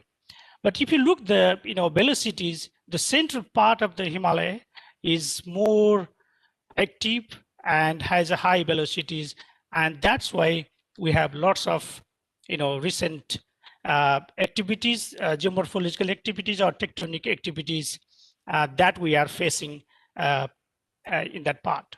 So if we zoom a little bit to the Nepal, here you can see these 3 divisions ecologically, which is at the bottom is a Tarai, and then the hill, and then the mountains. So these hill and mountains are mostly active, and lots of geomorphological processes are happening over there, and the sediment that generated in this part of this Nepal transported to Tarai, and aggradation takes place, and then people have been facing this flooding problem, and then it reaches up to the India and finally to the Bangladesh. So if we look the history of these events, I will show you some of the past large-scale mass movement that occurred. So here I took the photographs from Professor Dittal in debris flow that occurred in 1993, what we call one of the largest cloud burst in the Nepal Himalaya. You can see this debris flow, the debris, and you can see the scale over here. The people are standing over there, and so you can just imagine the amount of sedimentation or the debris flow event, and many people died because of this event. So similar kind of activities would happen most of the time in this part. The another one in Jure landslide in 2014, which is one of the largest landslide in Asia, where blocked the Sunkosi River, and then later Nepal army blasted and then channelized this. So, but in overnight, it killed more than 150 people, and it changed the whole landscape. But again, the similar example you can take from Langtang Valley that occurred or that happened during 2015 Gorkha earthquake. And you can see the scale is 500 meters, and all this ice and debris just fell down, and this swept this whole Langtang Valley just a matter of few minutes. And then, these are the really large scale, some of the largest scale events in this part of the world. So let me bring to the Pokhara Valley that we are working there since 2010 with Monique and our colleagues from Potsdam University and GFZ Germany. And here you can see the yellow part is one of the beautiful valley in Nepal, where you can see the different lakes. And in 2012, the rock fall was occurred over here, and then all the debris to slide down to the valley. I'll show you another picture. Here you can see the flood event, and you can see the breeze. Again, you can just imagine the scale of the flood. So it actually changed the landscape. And just right after the flood, I and other friend like Monique and others, we visited that, and it was really devastating. So it's similar like Uttarakhand, the slide just happened a few weeks before. And here you can see the before. There was a very beautiful picnic spot, but later it just washed away by this kind of large scale events in the Pokhara Valley. So then after, we concentrated our work in the Pokhara Valley for the development of large scale valley development in the Nepal Himalaya. So then our group, this paper was published in Science in 2015. So Swagan Hart and our colleagues, we studied this Pokhara Valley in detail. So some of the work have been done in the past from Monique and other colleagues, but we tried to find out more detail about the geomorphological and what's the evolution of this Pokhara Valley. And then we visited, from the possible site up to the Setu River to the downstream, and we tried to see this, the cross sections and the columnar sections of this valley. You can see this, the section over here. I'll show you some of the photographs later on. So you see, if you go on very north of the Pokhara Valley, you can see the different terraces of the Setu River. We actually carving the valley on a vast scale, and the tectonic adjustment is really high over there.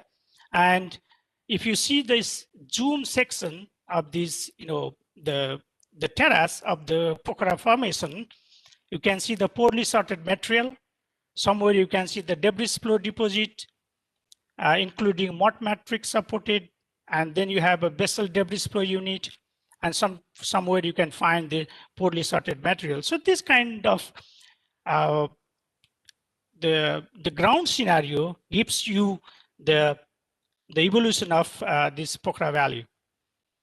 And later, our colleague Amelie, she did her PhD, evolution of Pokhara Valley here, and you can see the different photographs which shows the channel adjustment. You see, this is a bridge just reconstructed just in 2014 or so, and you can see there's already the erosion is taking place. And this is on the southern part of the Pokhara Valley, where you can see the basal member, what we call Ghachok Formation, which is the oldest one, which is exists in the northern part of the valley also.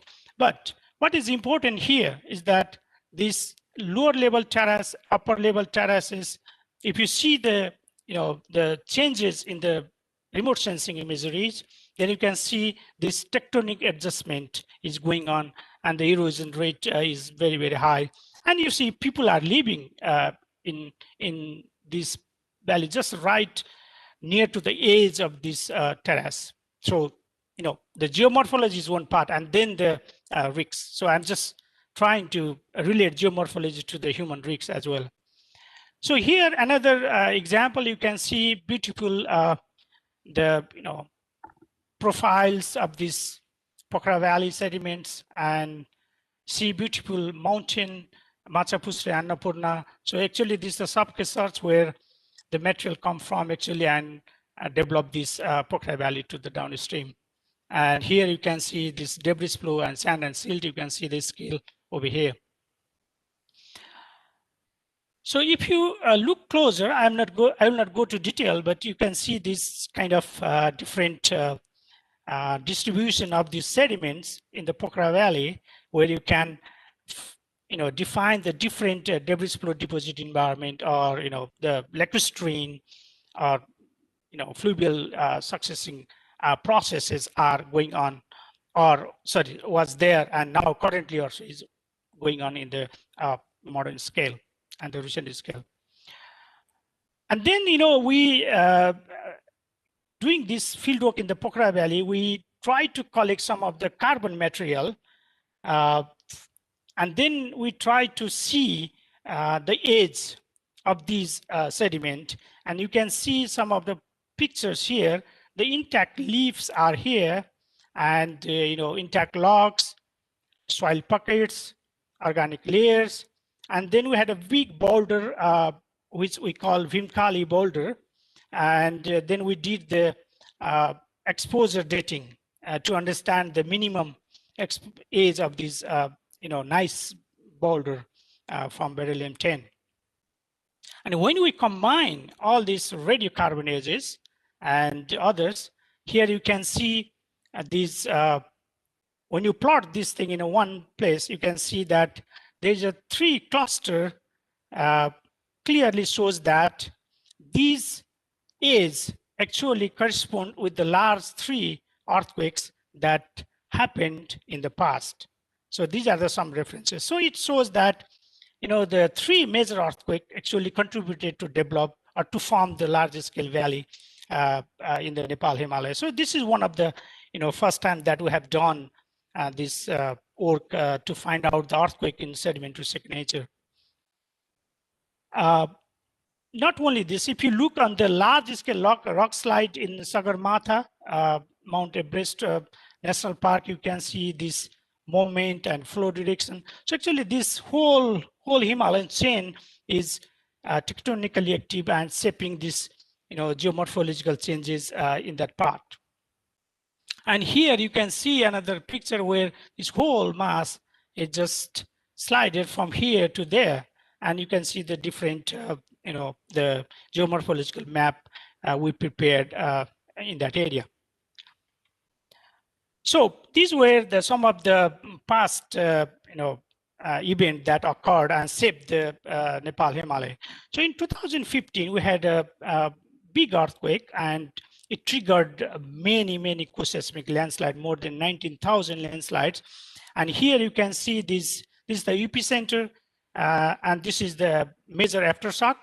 And you can, these dots are actually polygons, the landslides. So you can see this in one direction, what we call earthquake directivity, and that created many landslides, but within this one single, one line towards eastern direction.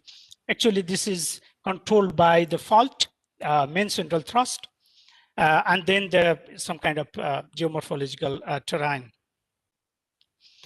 So after that, we tried to understand, what's the relaxation time of the earthquake in the Nepal Himalaya.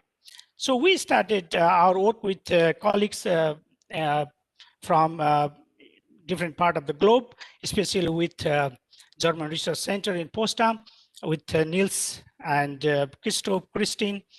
I would like to acknowledge here. But let me share some of the fundamental thing. Here, one example from March 2015, the earthquake occurred in Taiwan, what we call Chichi earthquake. And then after the Chichi earthquake, actually took nearly 5 years for the relaxation time, to settle the mountain. So we didn't know in Nepal Himalaya. So we installed the broadband seismometers and the different sediment, the collection and analysis and other thing. So we are doing that work, and then suddenly in 2016, we had a lake burst in Tibetan part of China, and then it traveled to the Botikoshi River and to the downstream, and it shapes the landscape. And this work was published in Science 2018. And here we present the long hanging discussion in the Himalaya, whether one single event can shape the landscape, or the yearly monsoon or the long year monsoon or the one single event. that was a long hanging discussion, and we presented some of the evidences here. And these are the camera. You can see that we installed before the flood, and then the camera actually captured the flood event that was occurred in the Botikosi Valley, which is just eastern part of Kathmandu. And here you can see we scan the mountain in subsequent years of monsoons. And then this is from the terrestrial lidar scanner. And you can see this blue color represents the erosion, and the red color denotes the deposition. So you can see here, we all see the bank erosion took place. And to the downstream, if you go on downstream, you can see erosion and the deposition. And if you go on bottom, you can see the similar kind of activities. So, I didn't present all this, but if you are interested, I can send the paper to you later on. So this kind of analysis gives you the picture. Here you can see the channel width in meter, and then the different color represents the different year. And if you see the only 2016, after the flood, it says it changes the river width. So around 30 meter to 41 meter. So that's why the one single event changed the whole landscape. This kind of large scale event that were occurred in history and also occurred in 2016 and might occur in the future to adjust this tectonic adjustment. So if you look on the modern time, the landslide distribution in the Nepal Himalaya, and this is the record from 1971 to 2020, where we have more than 4,000 landslides occurred. And this is the fatality landslides, not the single landslides that didn't kill people. And then we had more than 5,000 people killed. And if you look only in 2020, 297 deaths claiming the highest death toll by the natural hazards in the Nepal Himalaya. So I will show you why this is happening in the Nepal Himalaya. So if you look this picture here, you can clearly see the road construction pattern in the Nepal Himalaya and the consequences. This is from the eastern part of Nepal. This is in central part. This is the Kaligandaki Valley, where you can see these are these buildings, and people, government is expanding this road which connect Pokhara to China. And you can see already there is a slope movement, and there are lots of examples. I'm just taking some of them. And the most the picture here, you see they construct the road, they do not care the whole slope, they just cut the slope, and next year monsoon, and then we have a landslide. So these consequences are happening there from the physical geomorphology, meteorological aspects, and the anthropological events also. But if you particularly look in 2020, here you can see this kind of surfacial slide or debris flow that happened. And if you look this rainfall pattern using different satellite imagery, this is, you can see this, these debris flow are coincide with the, antecedent rainfall, and then the, large, high amount of precipitation. And then, it was really, really sad for us. So here, I'll show you two pictures where you can see the tectonic adjustment is going on in recent scale. In 2006 picture in the Western Nepal, in 2020, and you can see the sedimentation. You can see the sediments in the river, and you can see the road construction before and after. And people are hardly considering this kind of tectonic adjustment and geomorphological processes that happening in that part of the world. And so this is the negative consequences. Another one which is the very beautiful city in the western part of Nepal. It's called Butwal. And you can see the image from 2003. And if you compare that valley in 2019, you can see people have been already shifted to the river channel. And you can see the sedimentation, which has a very large watershed. And in the monsoon, if we have a very high rainfall, then it creates lots of landslides and then the sedimentation to the downstream, and then this place will be flooded and people will suffer. So the interaction between the geomorphology, tectonic geomorphology, human geography, and then this anthropological activities are really playing over there, and the risk is increasing year by year, and over the decades we are facing this kind of problems. But what we need to do, this is one of the beautiful picture from the Kaligandagi, one of my favorite place. I did my PhD in Kaligandagi Valley. So looking to south and Nilgiri here, and so we need to preserve our pristine landscape and the environment to understand the geomorphology, human and the landscapes. So these are my coordinates here, my email and my personal web page.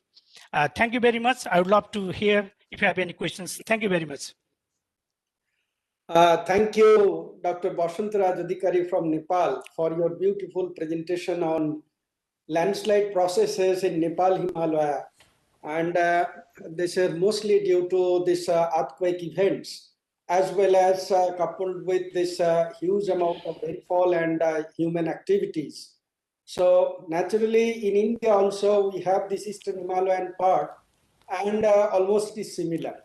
We can understand the terrain condition in Himalaya, as well as the geological and geomorphological, the setup of the area, which is supported by the human activities for creating these types of landslides. Thank you once again very much. I will ask the audience if you have any query to Dr. Adhikari. The floor is to the audience.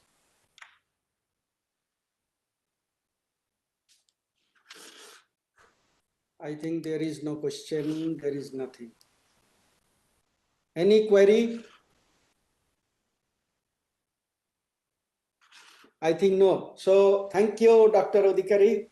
And after a long time, I'm glad to see you on this platform. And I think in all IAG, these meetings, I will see you as a Nepalese representative. Thank you. Thank you very much. I would love to join. Thank you. Okay. Okay. Thank you very much. Okay. Our next speaker is in fact an early career scientist from India. You know, every year we organize this young geomorphologist competitions, and we award the best young geomorphologist from India every year. Can you hear the screen? Can you see the screen? Yes, we can. Okay, okay, thank you very much. So she is an early career scientist, early career geomorphologist from India, Ms. Manushi Devnath. She's an early career researcher in the field of cryospheric dynamics and paleoclimate research in the Himalayas. Manushi has graduated from Jawaharlal Nehru University, New Delhi, and has registered for PhD degree at Northeastern Hill University, Shillong, India. It is our university. She has recently submitted her thesis, PhD thesis, on the paleoclimatic reconstruction in relation to glacier dynamics in the Sikkim Himalaya. Besides the academic research, she has actively attended many short courses, field and laboratory trainings at national and international platforms. Many papers presented at national and international level, such as APEX 2020, INQUAD 2019, IGI 2019, American Geophysical Union 2018, International Conference on Geomorphology 2017 and IAG 2014.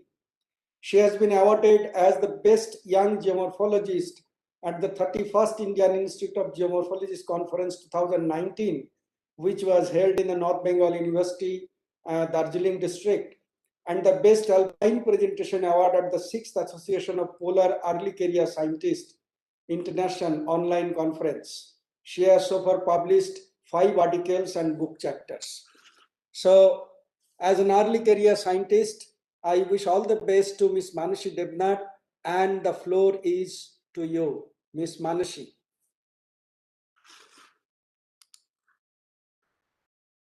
Thank you all. I'm very fortunate as I have given this platform to present a part of my research as an early career researcher from Asia and West Asia. And at first, I'm thanking the Vice President and all the delegates from India and outside India. Special thanks to Vice President of IAG and all other members of Indian Geomorphology. May I share my presentation, if you allow? Yes, you share. Thank you, sir. But share option is... No, you go down, there is share option.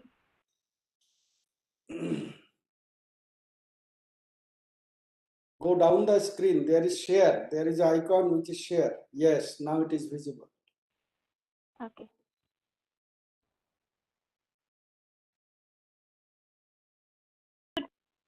On paleoclimatic reconstruction, paleoclimate with reference to cryosphere dynamics. But black screen is coming. Okay. Yes, now it is visible. Yes.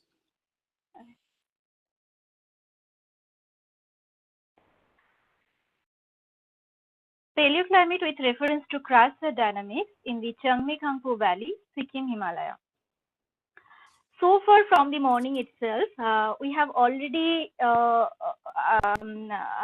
listened from the delegates that how much important to study the paleo environment for present scenario as well as to predict the future perspective. So in this case, I was so excited to do work on paleoclimate while I was doing post-graduation from Jawaharlal Nehru University, and I got too much inspiration from the work done by Monique Ford, Professor Ford, Lewis Armin, and my teachers, Professor Milapchand Sharma, Professor Sunil Kumar De, and other recent geomorphologists. And then I started my research work, paleoclimate, using the glaciers as a proxy. So in this regard, as we all know, why understanding of paleoclimate is very important to understand the present nature of climate change, as well as to understand the future projection. Because from the past, researchers have identified that Indus Valley civilization collapsed due to one of the main reasons, that is sudden changes in climate.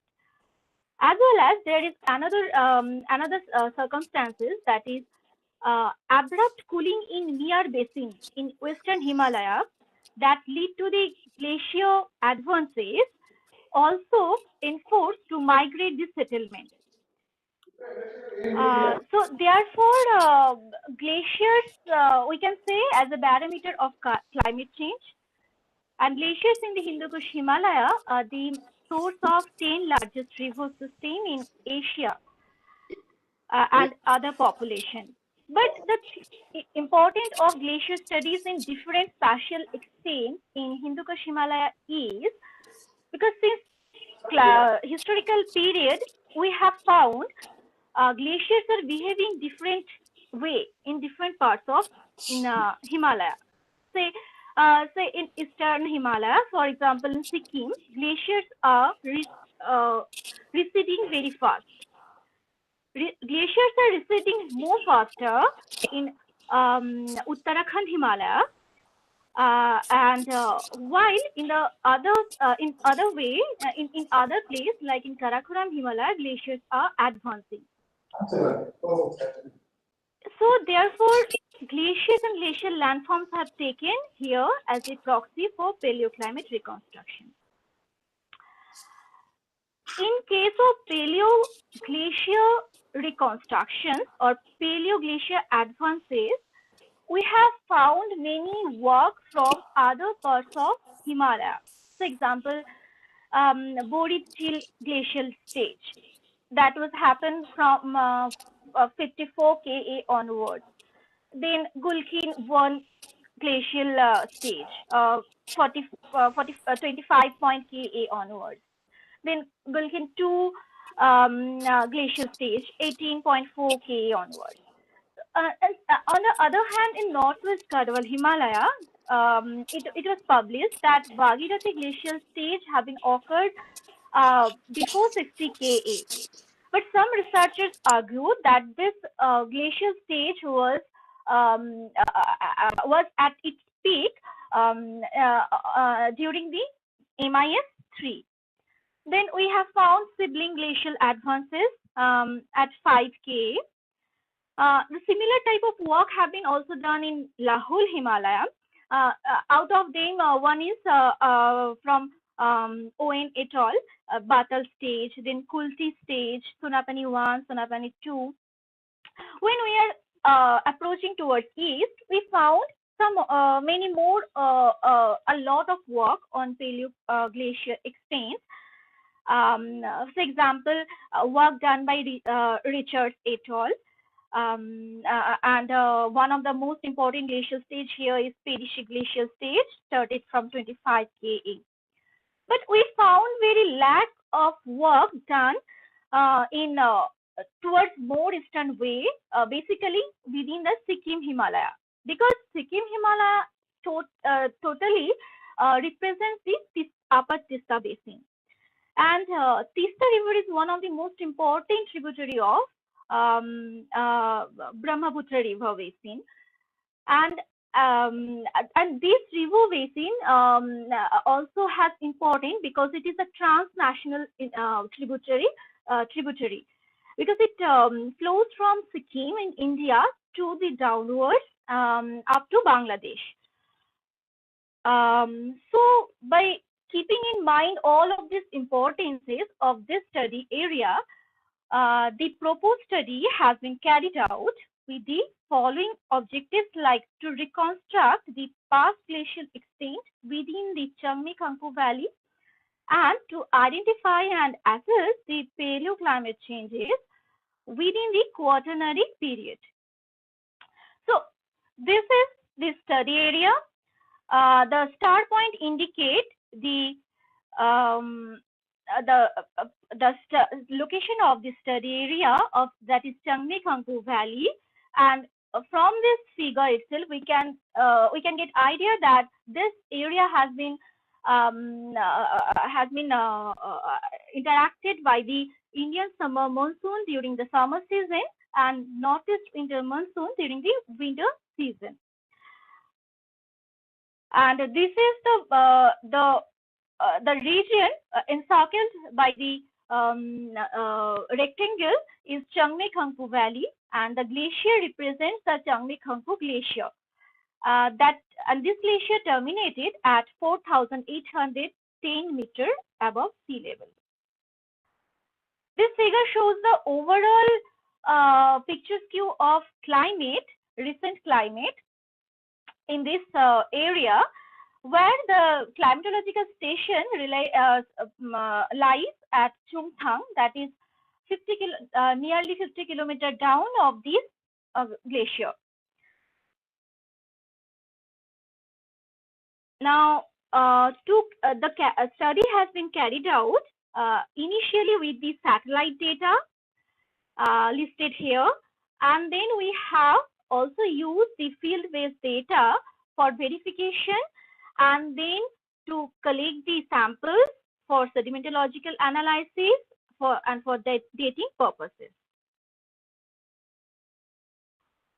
So geomorphological mapping initially have been done using the different satellite images, specifically Sentinel Sentinel-2A, Landsat OLI, SRTM, DIM, and then we also rectified those using the Google Earth platform, and finally we surveyed the fields landforms, and after that, to understand the process, how those landforms have been evolved or formed, we did grain size distribution analysis of samples taken from those particular landforms, and then, if necessary, then we have done quartz surface topography through ACM. Then finally, we reconstructed the paleoglacier extent.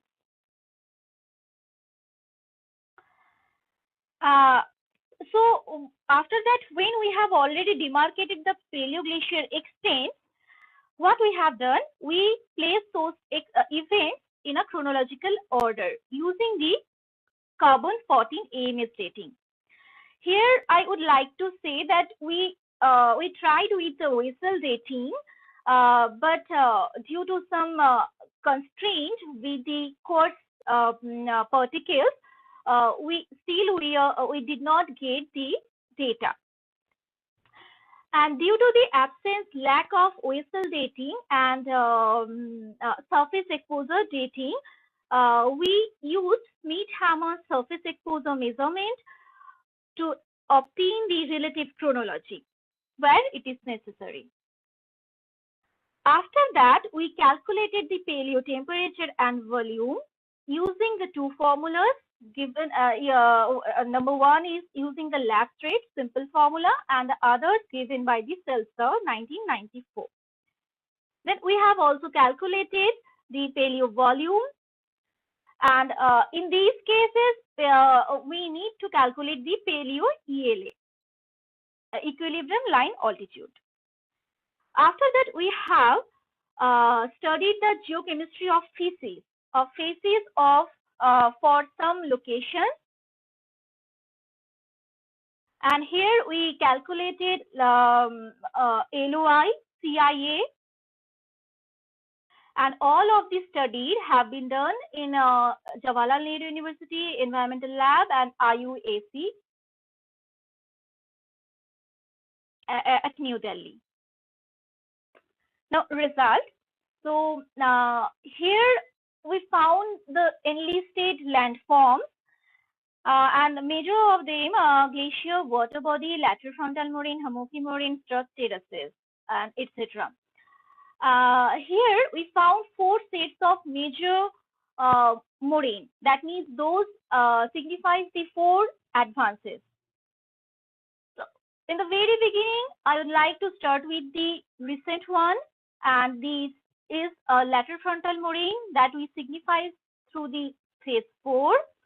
Phase 4 lateral frontal moraine lies just adjacent to the glacier. This is the full field photo of the Jamne-Khampo glacier, basically a debris covered glacier, and this moraine is just lies adjacent to this glacier, having steep proximal part, and we have found juvenile stage of gully development here, and all of those signifies the younger age of the phase 4 moraine.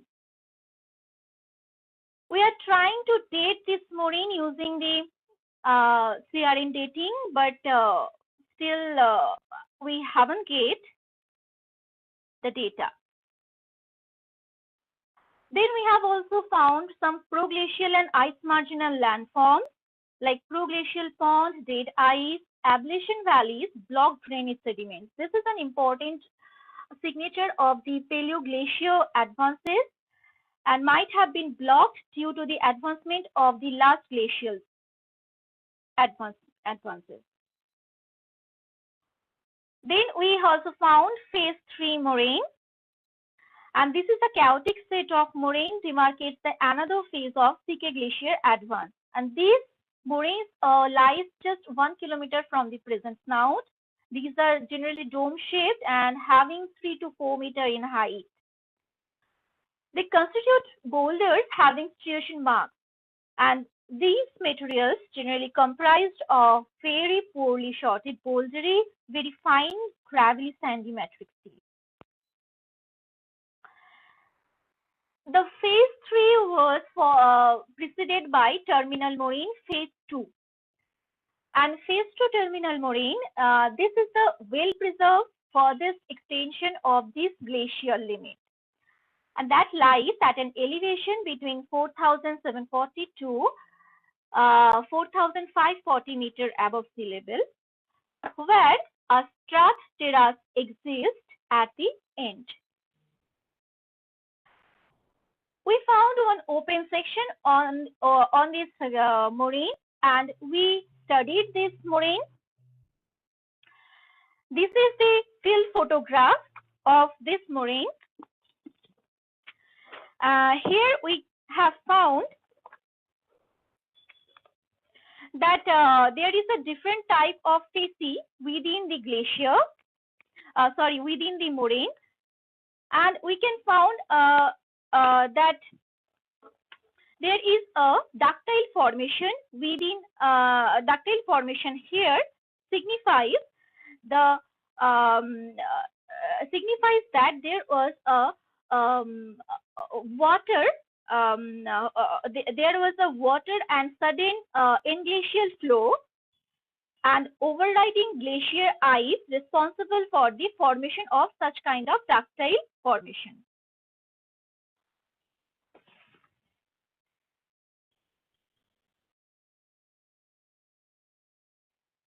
Phase 1 moraine that we also found, but it was eroded down, and we have find it stretched up to Shiv Mandir Army Camp, and therefore we only restricted our research up to the phase 4 moraine. As we have found, there is a lack of surface exposure dating and vessel dating. Therefore, we relied on relative dating of landforms, particularly on the moraine, phase 3 moraine, then on the paraglacial fan, on terminal moraine, that is phase 2, and on paleo-ablation valley. We have used here Prosecu Smith 2000 hammer, and finally we plot those measurements on the graph made by Lowe and Walker, and their work was on Murtal Rock Glacier.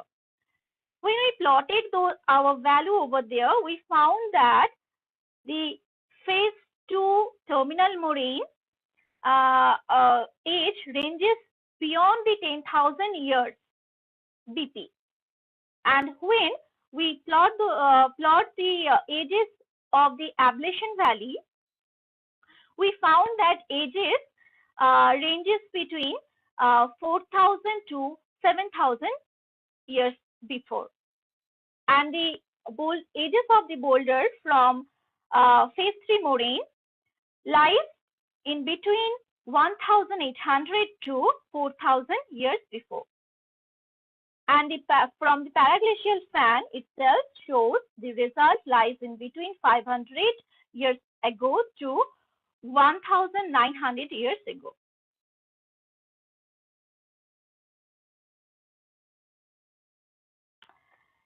So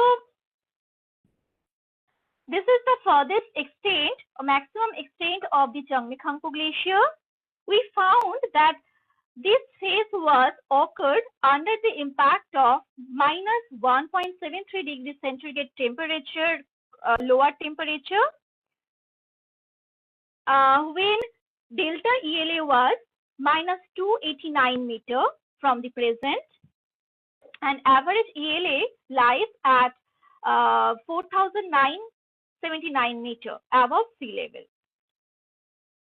And during this time, this glacier advances blocked the Ablution Valley drainage and formed Ablution Valley Lake. We dated this sediment. Now sediments only prevail, so we dated this sediment and we found that this lake was started to form before 31.47 Ka Cal BP and sustained till 27.32 Ka Cal BP. After that, this glacier was receded back. Some noise. Okay. Receded back and again got advanced at phase 3, when under the impact of minus 0.80 degree centigrade temperature, when delta ELA was minus 133 meter from the present time. And in between these phases, that means glacial advances, that means in between the period, intermediate period intermediate period, intermediate period between phase 2 and phase 3, this valley experienced a huge debris avalanches from the wall, and we have dated those materials, and we found the date was 14.05 K Cal BP. And after these avalanches, glaciofluvial processes dominated over this slope, and we dated those this sediments also, this glaciofluvial sedimentary archive 2, and we found there is a lot of facies within this archive, and using the help of Moonshell colored chart, we defined those facies, and later on we did geochemical analysis to identify the relative humidity changes. And we also did the ACM analysis for some coarse materials from these archives, and these ACM features shows that those are mainly subangular. Secondary microfeatures developed on primary fractures, and we have also found some minor dissolutions. So these all signifies about the fluvial transportation. Now, when we are coming for paleo-environment reconstruction during this interglacial period from this glaciofluvial archive, we found that there is a increase in humidity around 14 Ka Cal BP to 6.9 or around 7 till 7 Ka. After this period, there is a prolonged dry period from 6.97 Ka to 4.52 Ka. But in between these, there was a sudden peak in humidity. After this period, there was again increase in humidity from 4.52 Ka to 3.45 Ka.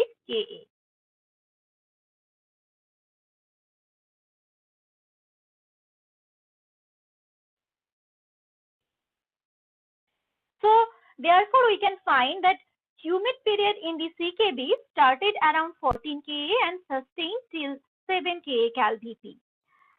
This result is equivalent with the results which have been found from the adjacent valley of Chopta, which also observed about the enhanced ISM between 11 to 6 Ka. And this valley also found the dry phases, experienced millennial scale aridity since mid-Holocene period.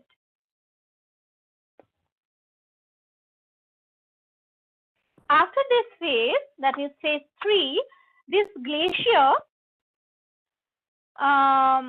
okay, so the mid-Holocene, when we are talking about mid-Holocene dry phases, Overbeck had also suggested that southwest monsoon weakened after 5.5 K, and the presence of Tibetan Neolithic groups in Lunana, that is northwest Bhutan Himalaya, also have been found around 6.7 K.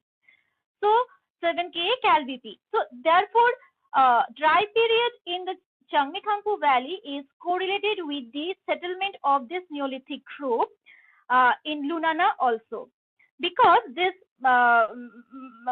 this dry period might have forced the migration of these people from Tibet by crossing the high mountain passes.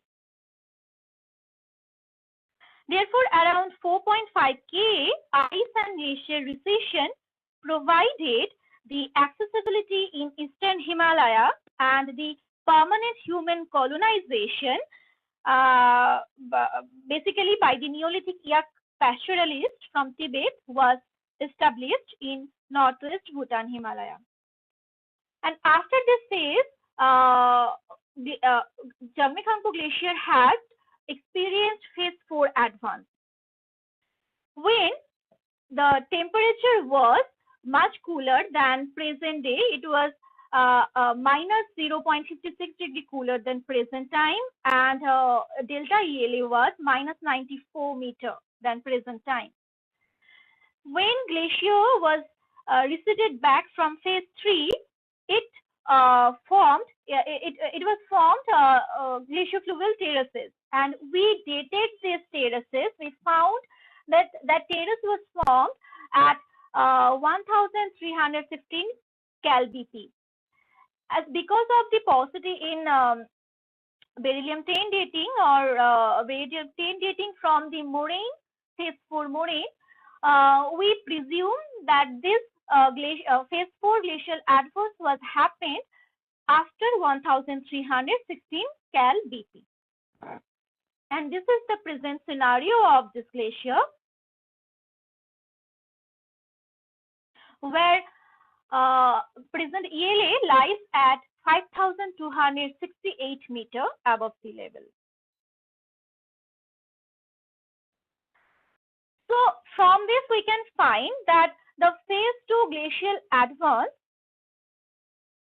was happened around since 32 Ka onwards, 32 Ka to 27 Ka. And during this time, we found, even from the stratigraphical analysis of phase 2 terminal moraine of CK Glacier, also suggested the enhanced glaciofluvial processes within the subglacial environment. Hence, we assume that the enhanced subglacial fluvial activity and increased precipitation in this valley are strongly correlated.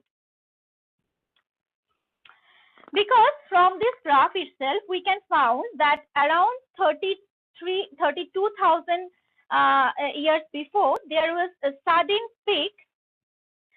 There was a sudden peak in precipitation. The data has been collected from Mamlu Cave in Meghalaya.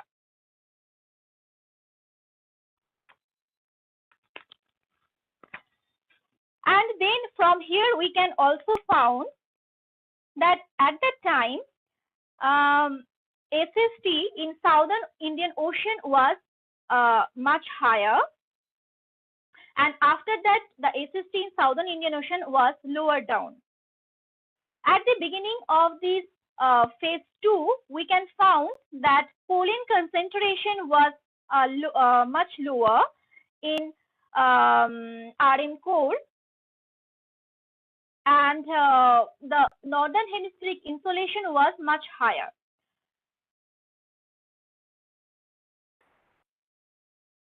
So from this graph, we can find that at that time, due to the high aridity in Tibetan area, Mongolian area, and vis-a-vis the high temperature in the southern Indian Ocean, there might have latitudinal pressure gradient. And due to this, the northeast monsoon might have been triggered at the time. And this monsoon might have precipitated the snowfall in Changmekongpo Glacier over this valley. And this result might have initiated the phase 2 advances of this glacier.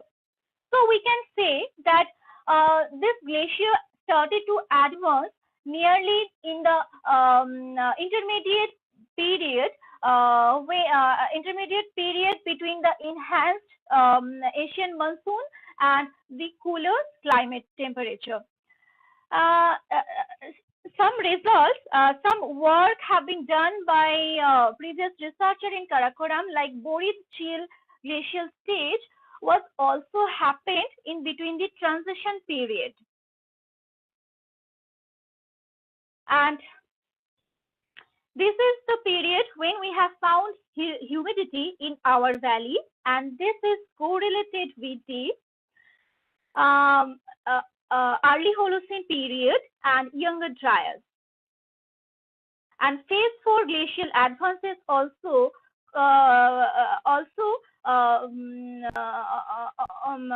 we have found started after the 1300 Cal BP. This is a graph which represents that selective glacial advances in eastern Himalaya over the longitude. Here we found that when the Changmekongpo Glacier was advanced, the maximum advance occurred, that is phase 2. At the time, many other glaciers also advanced, like Guxiang, Bogosong, Langtang, and even younger dryas and early Holocene humid period we have found, and we found in eastern Himalaya many other glaciers have advanced. Smaller advanced have been we can see. And during the mid Holocene dry period that we have found in our valley, we can find in this valley there is a lack of glacial advance in eastern Himalaya. But CK phase 3 advance was also correlated with some of the glacial advances.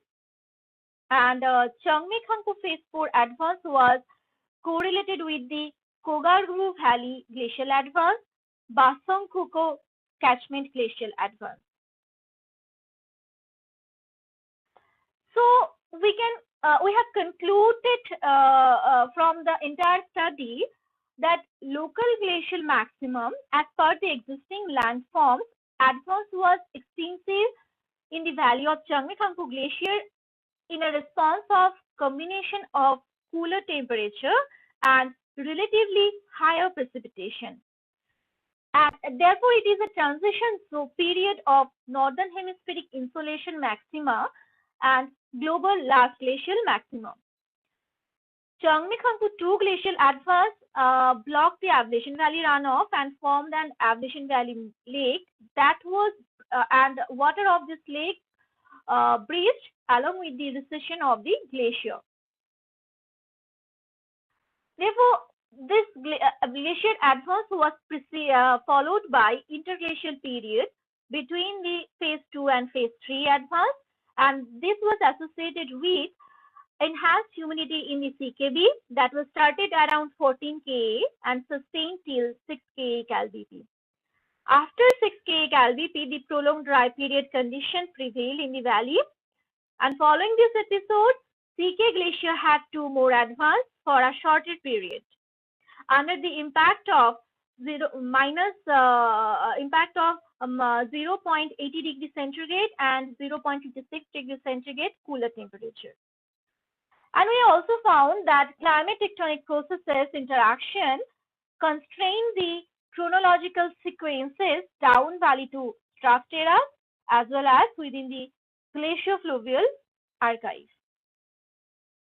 Thank you so much. I would like to acknowledge the local people from Lachung in Sikkim Himalaya, Sikkim government and teachers, mentors, researchers, and scientists from Nehu, Northeast Hill University, Jawaharlal Nehru University, and IUAC at New Delhi to carry out this research, because without their helping hand, it is very difficult for me as a woman researcher to do work in a very smooth way in this high terrain. And as a geography background, I learned a lot of things, a lot of research activities, a lot of methodologies from them, and local people taught me how to survive in Eastern Himalayan environment, how to acclimatize at that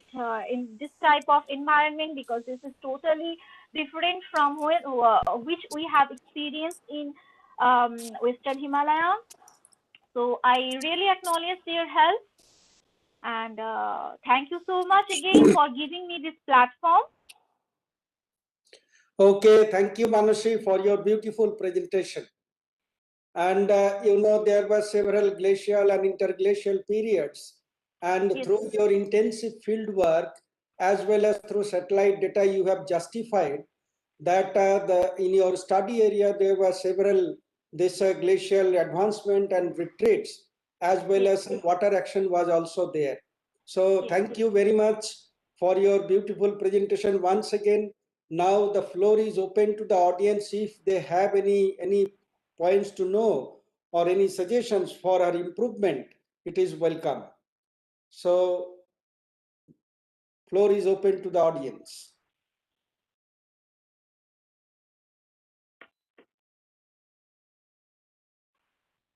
Okay. I'm also expecting some if you have any comments and any suggestions for future work. So it is also.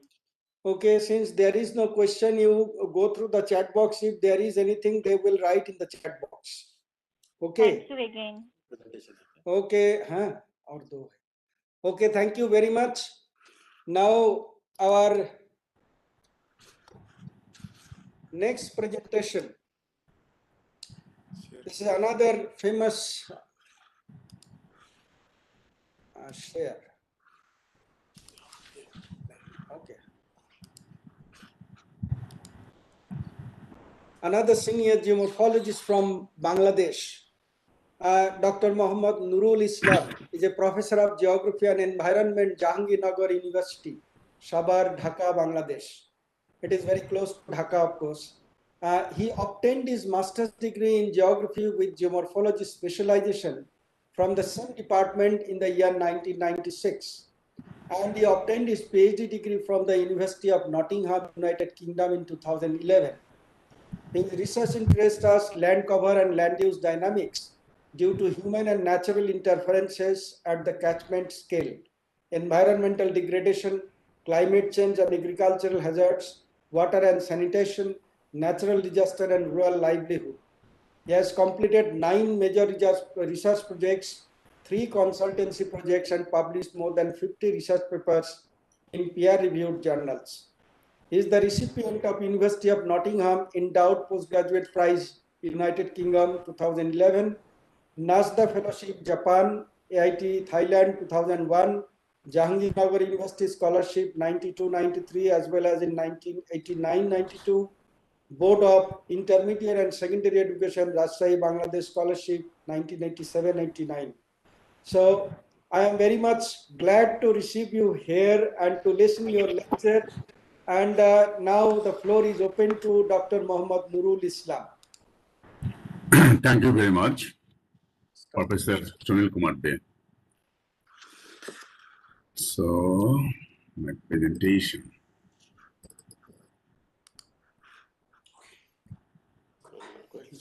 Okay. Yes, it is visible. Okay.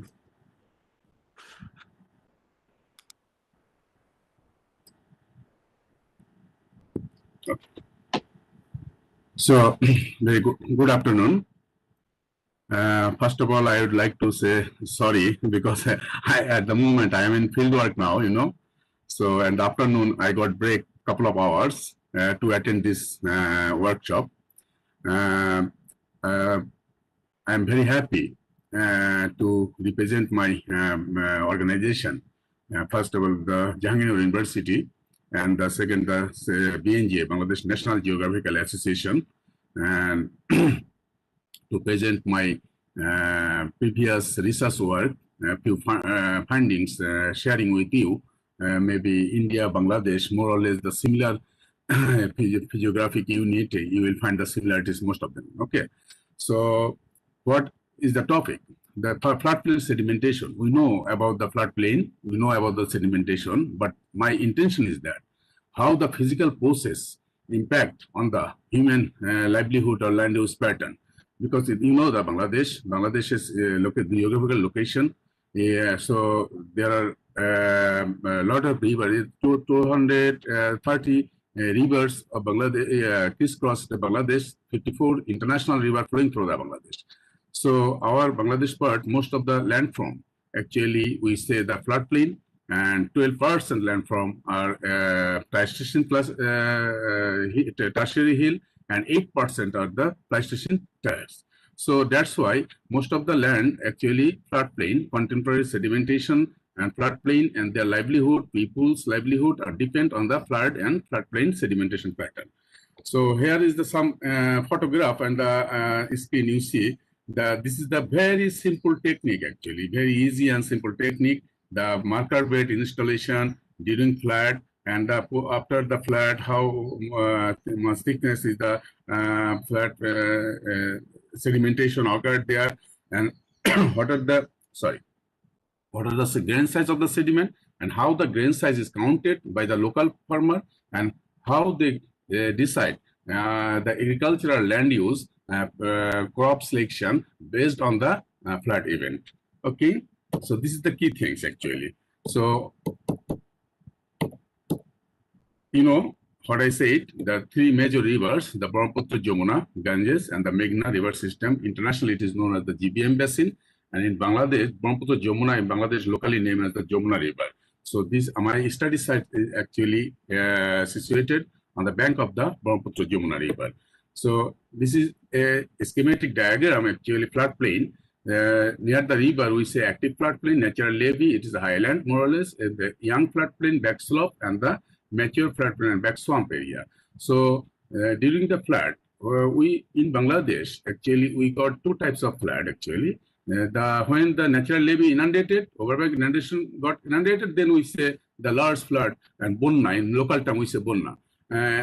I think the Indian community, research community and people, they know the term well, but international community, we can say the flood is a large, the catastrophic event, we say the flood event and bonna. So the second term is the just locally we say the barsha. Barsha means just it is inundated, but not hampered in the daily life or cropping pattern and their livelihood. So that types of flood actually we say the barsha. So each and every year of Bangladesh, actually we got either flood or bonna or barsha. That means large flood or normal flood. So Bangladesh. Already, I have mentioned that 80% of the land of Bangladesh are the floodplain. You see, this is the Bangladesh map, and this is all our area of covered with the floodplain. And this area, the northeastern part and southeastern part of Bangladesh, actually tertiary hills, and these are the Pleistocene traps area.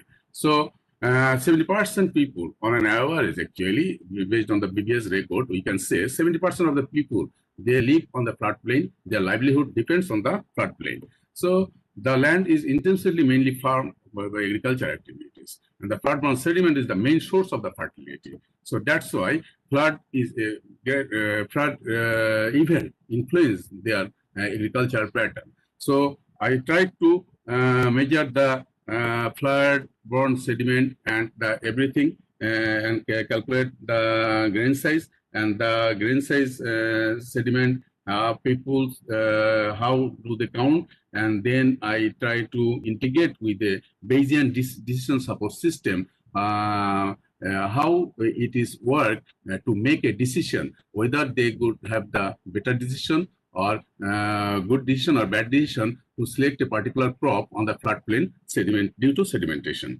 So this is the river system of Bangladesh, and they're on an average. So this is the record, actually, secondary record. So I would like to jump in this slide. So just a couple of things I would like to mention is here. So here I am actually concentrated here. The people, when a large flood occurs, the flood plain actually the near the natural levee, it is sand dominant. If they got the sand dominant sediment, that means coarse sand, coarser than more than 2 millimeters, then the agriculture crop got hampered.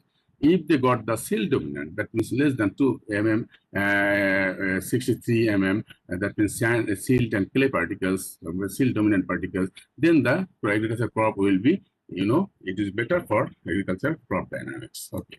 So this is the actually more or less the floodplain scenario. When the flood events occur, our household, it got inundated, everywhere. The people lives with the flood like that way. So they are the villages, rural area of the floodplain area.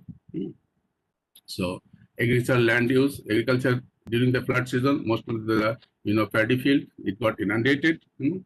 So some sugarcane field, it got inundated. The rice field and some jute field, it got inundated here.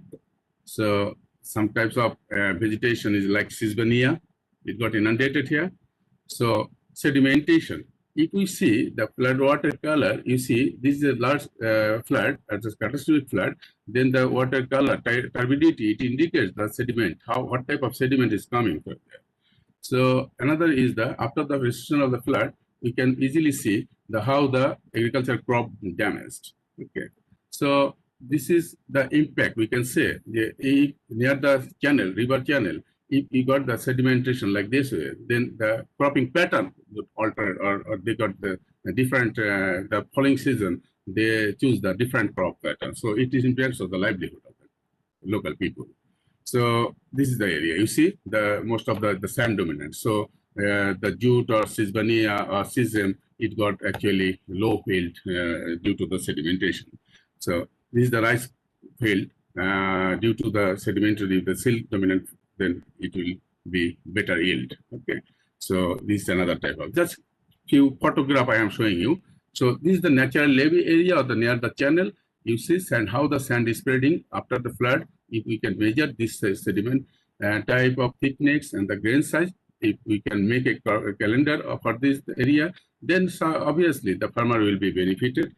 His plot will be used for the particular crop of agriculture crops. Okay. So under the consideration of the background, actually there are few research questions. How is the sediment distributed through the two? I already said that there are two different types of. 2007 was the large flood and 2008 is the normal flood event here. So this sediment, how it is interact with the sediment, the vegetation types actually trap the sediments. If along the natural levee, if you cultivate or leave it as a buffer strip, the sungrass or the Sisbania or sugarcane, then it will automatically filter the sedimentation pattern. Because if you leave the land just 20 meters or something, then the stream of the sugarcane or jute or sungrass, it will trap the sediments to slow down. Firstly, it will slow down the flow pattern. Then it will settle down the coarse grain. Then rest of the hinterland, that means the behind the buffer strip, it will get the fine sediment. So farmers usually what they will do, they usually practice during the monsoon season. Actually, before monsoon, pre-monsoon season, they plant the deep water paddy rice. So deep water paddy rice, stream is very long. So this stream actually can slow down the water flow, and just a few meters of the paddy field. So it got inundated and filtered the coarse grain sediment. So in this way, so another part of the river or natural levee, we see the sungrass. That means in Bangla we say sungrass. In scientific name is the imperta cylindrica. So this type of grass, if it is left in the along the natural levee, so automatically it filters the coarse grain sediment. That means the coarse grain sand sediment. So then the rest of the hinterland, it will get the automatically the fine grain sediment. That is really helpful for the farmers to choose the right crop for the right plot of land. So and local farmer, how the local farmer count the sediment, or what are their technique to count the sediments, and what decision actually they can get easily based on the probabilistic model. That was my research. So this is the based on this. So I have just set couple of objectives: the floodplain sedimentation, the spatial and temporal variability, trapping the sediment, and the sediment grain size, and how it is interact with the vegetation support. This is the conceptual framework. So I will not discuss because it will take too time. So if someone have some inquiry, then I can explain it later. So what types of data actually used for this purpose of research? So you see the flood hydraulics data, sediment data, then the vegetation data, plot level information from the field survey. Then this type of data, actually what I did, I calculated and then I count the conditional probability. Then this conditional probability, based on the conditional probability, I have calculated the inference. Then how it integrate or interrelated or impact on each other, the dependency ratio, actually I have calculated based on this data. So in this is the study area. This is the Brahmaputra Jamuna River, and this is the active floodplain area. So yeah, you know, the Brahmaputra Jamuna River is a very mighty river, very large river in Bangladesh, and almost every year this area actually inundated and got inundated. Even in low monsoon season, it got inundated. Sorry. So my study area. Actually, I have chosen on study area just based on the cadastral. There's a lower unit of the administrative is the Mauja. In Bangladesh, Mauja. So cadastral map I used for the plot level survey, and the natural levy based on the land from survey. So natural levy, bank slope, and river area I have calculated with this study site. So before just pre-monsoon season, I installed the marker bed. Very simple techniques. Maybe someone can ask, why is this technique? Because a lot of techniques actually we know that to calculate to measure the sediment over the bank, like marker bed, flood layer, fluid horizon, and carbon dating, radionuclides. So lots of techniques. Okay, then climate geomorphologic technique. So but all these techniques actually, from medium to long-term, long record. That means like 100 years, 1,000 years. Then that technique will work well.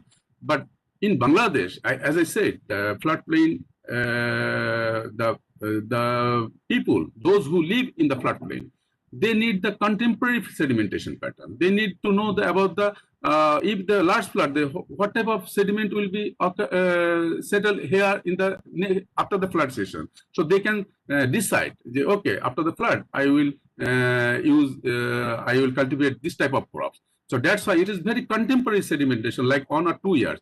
So 1 or 2 years, and the Bangladesh farmers, they don't use too much modern technology. They use most of them are traditional technology. So they don't have enough scientific knowledge as well.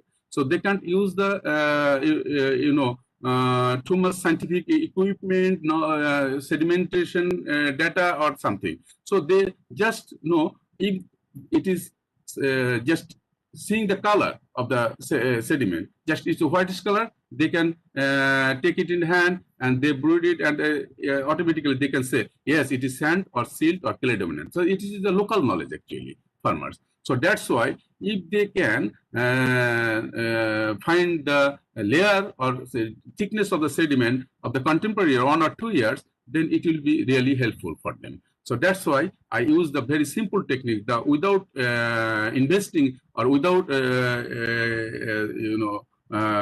low cost technology. I can say simply low cost technology, very low cost technology. They can use it with their local equipments. They can measure it easily, and they can easily test it in the local soil research institute department. So it will be helpful for them. So this is the marker bed pre-monsoon, and during the monsoon it is inundated, and after the monsoon, you know, how much thickness is there, and then this sediment actually was taken to analyze the grain size analysis. So these all are hydraulic parameters calculated here, and taking how the flood depth, flood flow, velocity, and the the vegetation cover, all are impact or effect on the flood grain size. So these are all the statistical data. So I will not discuss about it on. So my main focus about the the land. In Bangladesh we use this type of actually based on the flood depth. We use the highland, medium highland, lowland, and lowland, very lowland, and bottomland. This type of classification actually, International Agricultural Zone of Bangladesh, FAO 1988. Based on this, we use this index, which land is highland, medium land, lowland. So on the floodplain area, the land of the highland, medium land, lowland, what type of sediment actually they got or deposited based on the large or medium flood. So it will be easy, very easy for the farmer or for the local people or for the researcher to know. They can easily prescribe that, yes, if you got this type of land, then flood event is like that. So you can easily foresee or predict after the flood, you will cultivate this sort of crops. Okay, so this is study area site based on the high, medium, lowland, and very lowland. We local name, second column, we use the local name there, and inundation depth, and the plot, how many number of plots actually inundated or the study area. This is the common land use pattern of the area. So highland actually, used for the settlement purpose, and the medium lowland to lowland is agricultural land. So we have concern about the medium lowland to very lowland and highland. This area actually sedimentation pattern. So this is the natural levee marker bed, MB for marker bed on. So marker bed installed the two different monsoon season, and they got the velocity. So highest, lowest velocity, and how the velocity is integrated with the or related with the sedimentation pattern. So after having the sedimentation, then we calculate the fine grain sediment using the Coulter counter.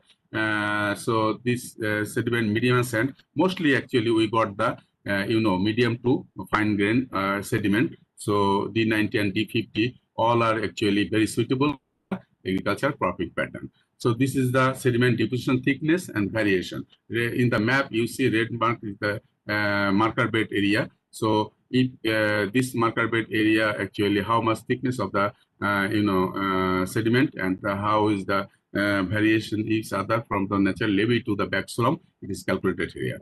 So maximum in 2007 in the large flood event area, we said we found the centimeter 5.5 centimeter, and the back slump we got the 1.9 centimeter, and in the 2008 is the normal flood year, we got the 3.8. That means normal flood and large flood, we found the nearly 2 centimeter difference, you see, and here is the nearly 1.4 centimeter difference between the two different flood event. So variation we found calculated like this. The additional 40 sediment trap actually installed to support the main marker bed support. So this is the study area actually how I plotted the. This is the thickness, average thickness, the two different mention, the 2007 and 2008. So please allow me to describe this slide actually. So sediment thickness, if we say, you see sediment thickness 0.2 centimeter, this area actually, study area this side. So farmer, if they find this area and if they know this what type of sediment is here, so automatically they can use the right crops. Otherwise, if they plant or cultivate the rice crop or jute crops, it will not be suitable. So they need to know the thickness and the grain size simultaneously. So this is the area actually. And using the GIS, I have played with how the overall the scenario of the study area integration of the based on the sediment pattern. So this is another slide. Actually, this is the natural levee backslope, the grain size parameter, particle diameter, how differ from backslope to natural levee to backslope we have found here. So this is the statistical data, D50, D90. So this information actually, if we can prescribe to the farmer or send to the farmer through a agriculture extension worker, then they can easily choose the right crop for the right plot of land. This is the another phenomenon.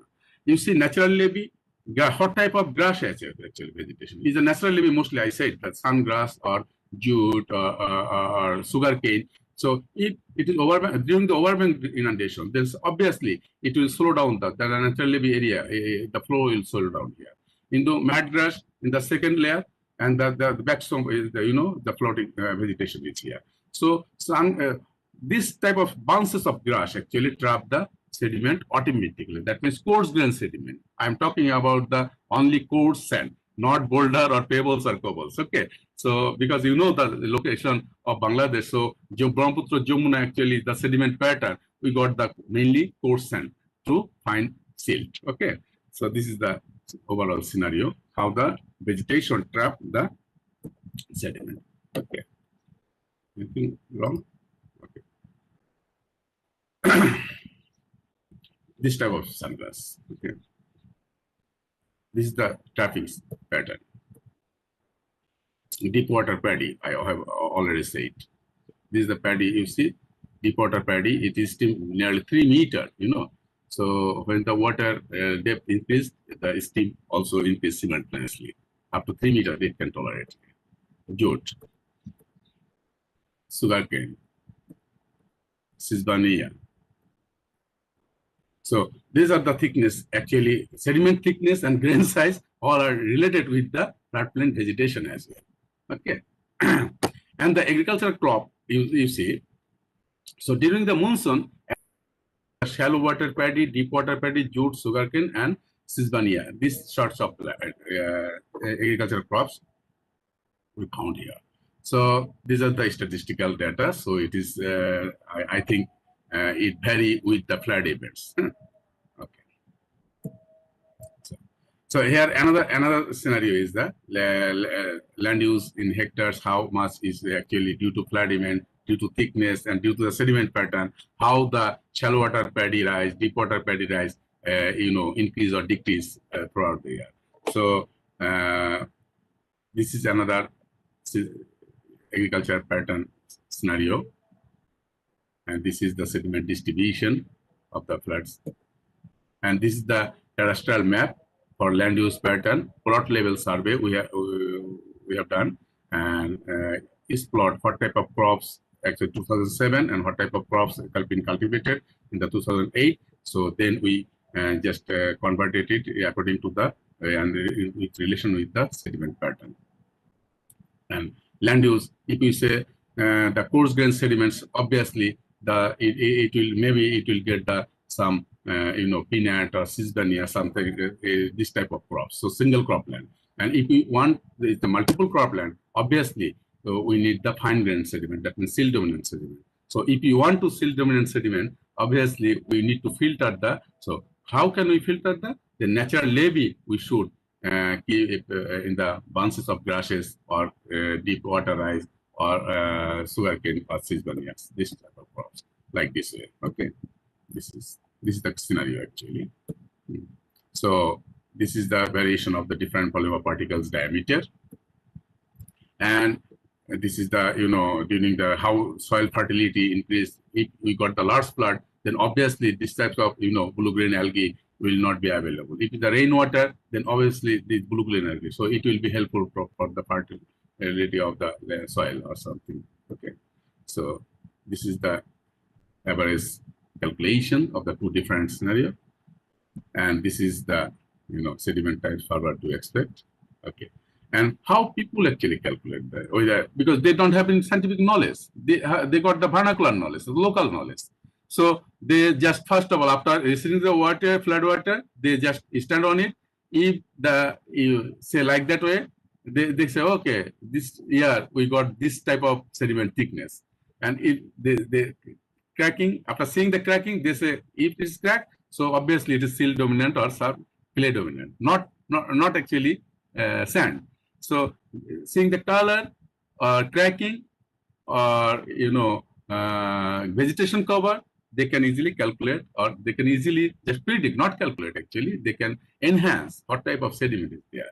And this is the open exploration method, and they can easily say, okay, this layer actually indicates this year, this amount of sediment, and this color it is sand, or this color it is dark color, it is indicate the silt, or very dark color, it is clay. So farmer count this type of sediment like this. So what I did actually mainly, first of all, if you from the flood event, if you got the flood thickness of the sediment, take the sample of the sediment, then grain size of the sediment. So thickness, grain size, it all depends on the physical phenomena, the flood duration, velocity, vegetation, flood depth.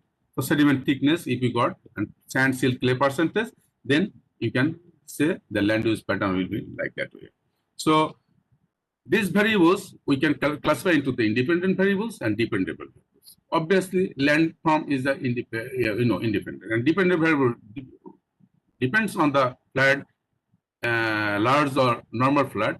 Then it will be flood depth, flood duration, velocity, vegetation. It will depend on the landform. Similarly, vegetation density, it will control the flood velocity.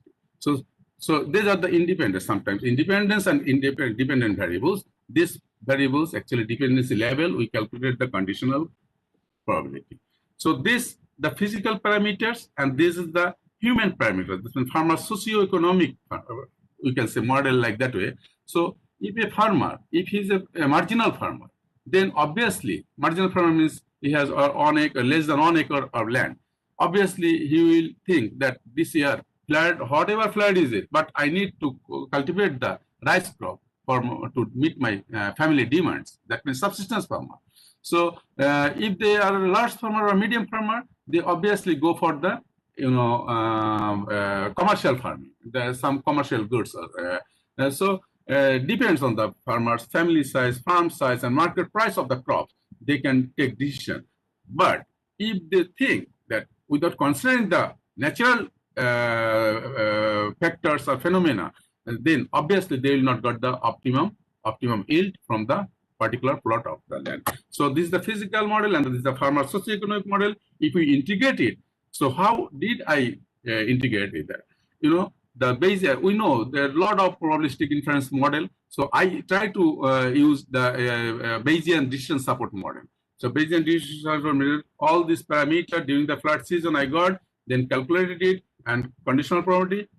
Similarly, the local people, their farm size, family size, market price, their decision, crop selection decision. So they will go for a single crop or double crop or triple crop based on the flooding. These two variables I integrated with the Bayesian decision support system. Actually, this way, then based on the data, then the sensibility of the which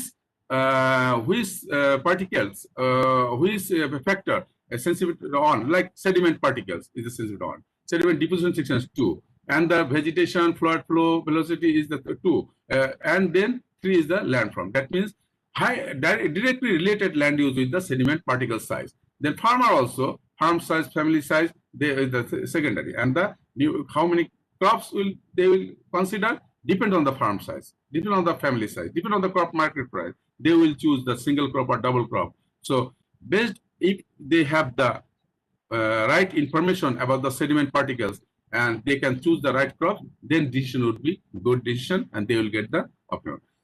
I have used the graphical user interface, the Hugging software. Then I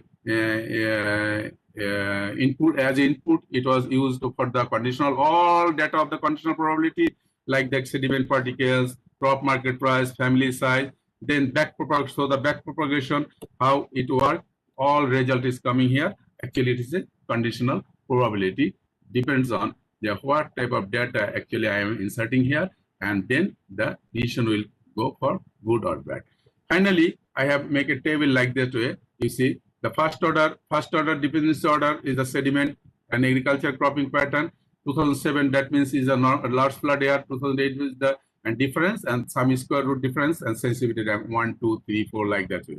So we need to consider about the human decision support system with the physical process. Without this, it will not be possible to get the optimum yield. So if what farmer need? Farmer, obviously they need the for the cultivation or for the agriculture cropping pattern, they need the silt dominant sediment and if they got the better information about the sediment, then they it would be easy or it would be better to get the high yield varieties of the from the agriculture crop.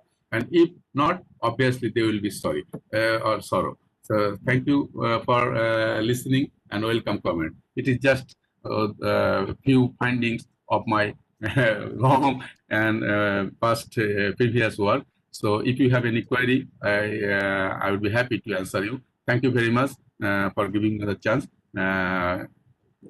in this occasion. Thank you. Thank you, Professor Nurul Islam from Jahangirnagar University, Dhaka, for your beautiful presentation regarding the nature of sediments and this nature of crops. It's a practical, of course, it is not practical, it is an applied geomorphological science. And depending on the area where you are working and depending on the need of the humans. So now I would request our participants, if they have any query related to this presentation to Professor Nurul Islam. The floor is open to the participants.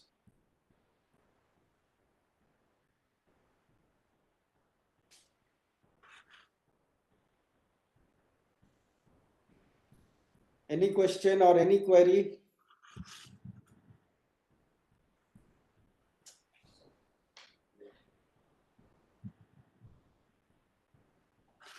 I think there is nothing.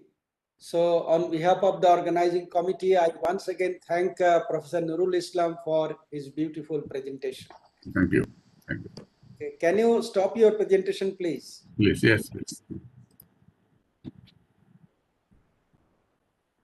Now, as speaker, we have Professor Milad Chandra Sharma. Within 1 minute, he is joining because he was in a press conference for his university. So I had sent an SMS to him, he is joining. Before that, I will share my screen to show this. Yes, yes, sir, I am telling about you. Okay, please join, please.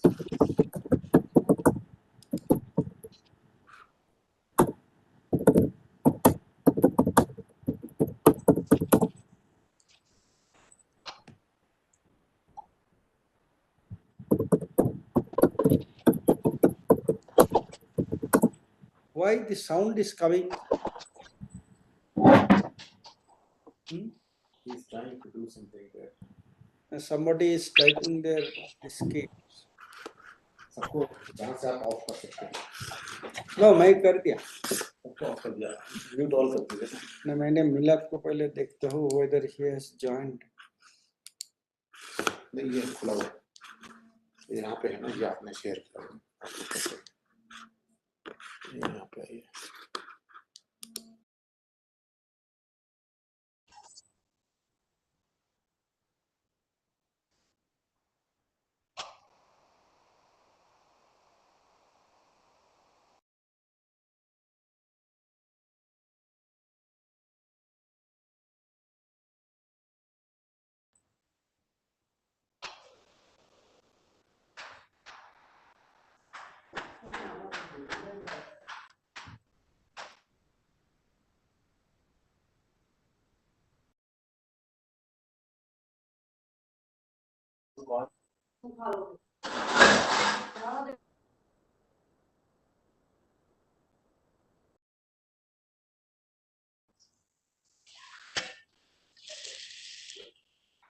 यार ये video को नहीं दिख रहा, मैंने कहीं down कर दिया शायद वीडियो को.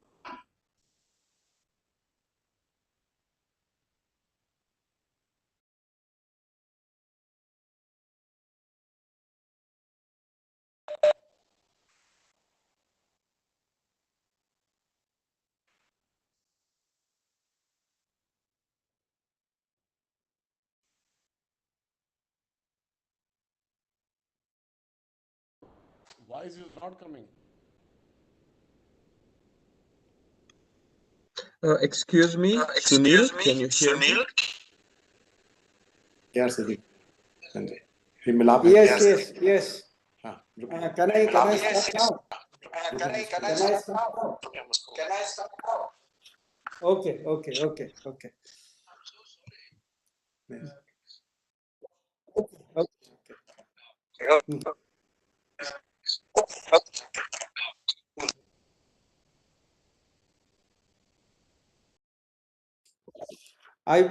Please stop sharing because I will share my screen first.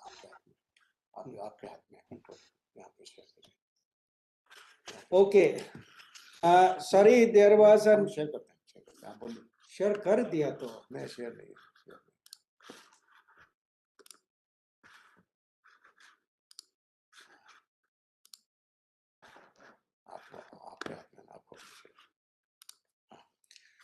Okay, this is our last speaker, Dr. Milap Sharma.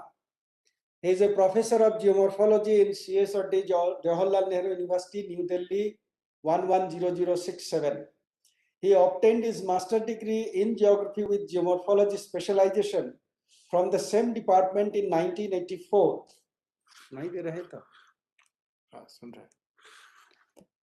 And a doctoral degree from the Royal University and doctoral degree from the Royal Holy University of London in 1995. The title of his thesis was Quaternary History and Landscape Evolution of Northwest Garhwal, Central Himalaya, India. His research interests are this chronostratigraphic reconstruction of quaternary environments in alpine areas, geomorphological hazards assessment and evaluation in mountain environments. Professor Sharma has completed 10 major research projects sponsored by DST, SAC ISRO, with one more of SAC ISRO under implementation. 12 PhD awarded, 2 under evaluation, 8 continuing, and 29 MPhil evaluation. He has published 60 peer-reviewed research papers, internationally reputed in internationally reputed journals with over 1,500 research citations. He has received a National Junior and Senior Research Fellowship in 1984-88, National Overseas Research Fellowship, Government of India 1991-1994, Natural Environment Research Council Award, a United Kingdom field grant to study landscape modification in Garhwal earthquake 1991, Baden-Württemberg Visiting Fellow, University of Heidelberg, Germany, and Erasmus Visiting Fellow, University of Salzburg, Austria. We are very much honored to listen to Professor Milap Sharma. It was a bit late because of some problem from his end. So that is why we have shifted his lecture at the end. And I hope you will all enjoy Professor Milap Sharma's lecture. Now the stage is over to Professor Milap Sharma. वो दूसरा किसी से join किया, अच्छा किसी और नाम से, उनसे पूछना होगा किस नाम से ज्वाइन किया.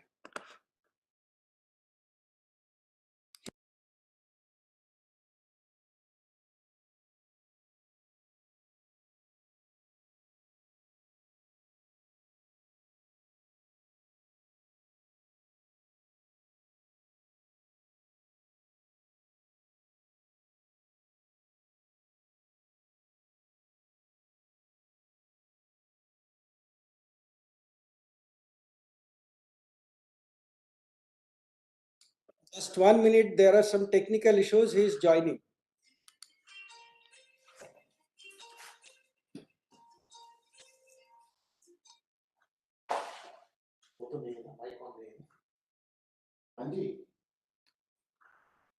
Professor Milap, are you here?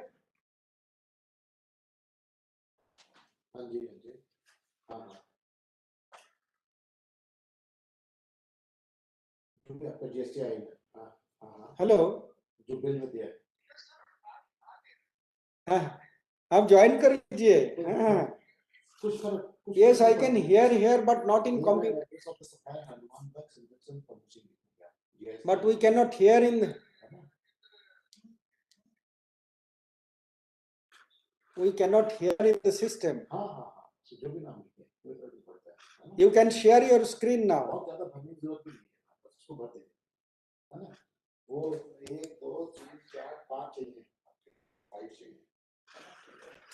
No, it's not visible. No. आप किस नाम से ज्वाइन किया? हम ढूंढ देते हैं किस नाम से ज्वाइन किया? आप स्क्रीन शेयर कर दीजिए. किस नाम से ज्वाइन किया? नहीं, आपका दिखाई नहीं दे रहा है. MC शर्मा. नहीं Sharma. No, I have sent you this Cisco link.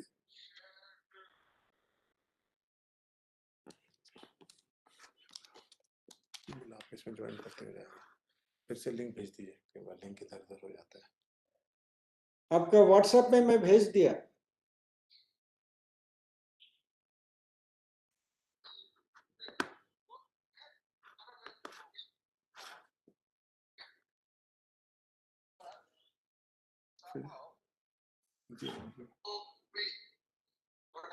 एक बार फिर से भेज दीजिए ना. 1 सेकंड में एक बार फिर से भेज दीजिए. It's not visible. No. Then ठीक है. बोलिए. Then उनको बोलिए. हाँ, you start. यहाँ पे म्यूट मत करिए.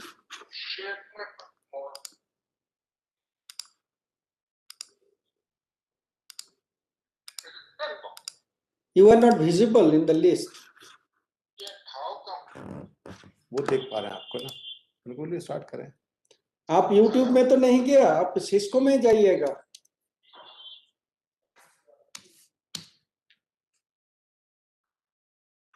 सिस्को वेबएक्स का जो लिंक भेजा उसमें ही जाइए.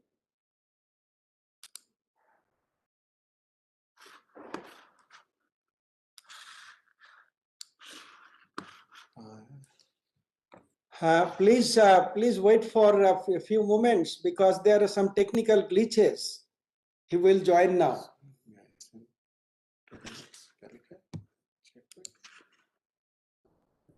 Words in the meantime. बोलने दीजिए. Hello. इनको लिंक बोल दीजिए. हाँ. रुकिए. Now it is coming.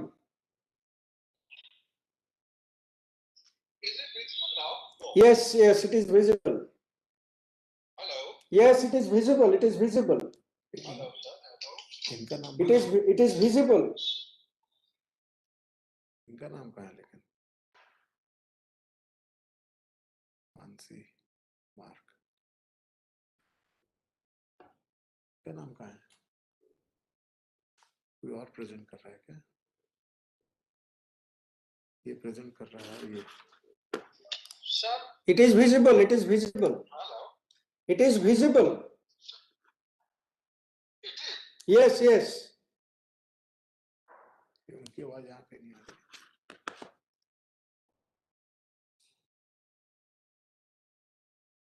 इन्हीं की प्रेजेंटेशन है ये तो नहीं है. मिहाई तो नहीं बोल रहे हैं. ना. इन्हीं की है. इनका नाम किसने लिखा है?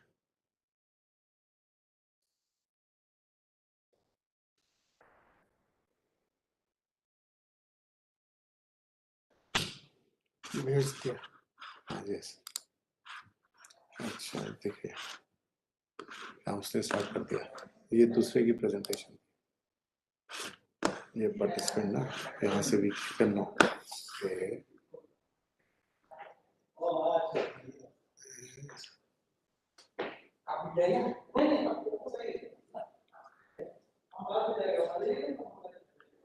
ये कौन शेयर कर रहा है? ये जेएनयू है वैसे तो. Dear Mihai, you can start for 2 minutes.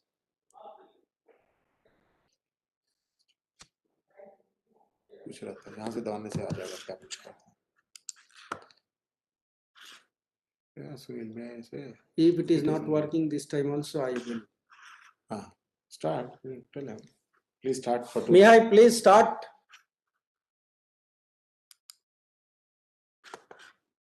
इसको तो आप यहाँ से क्लिक एस्केप एक और नहीं नहीं यहाँ से रुके रुके रुके रुके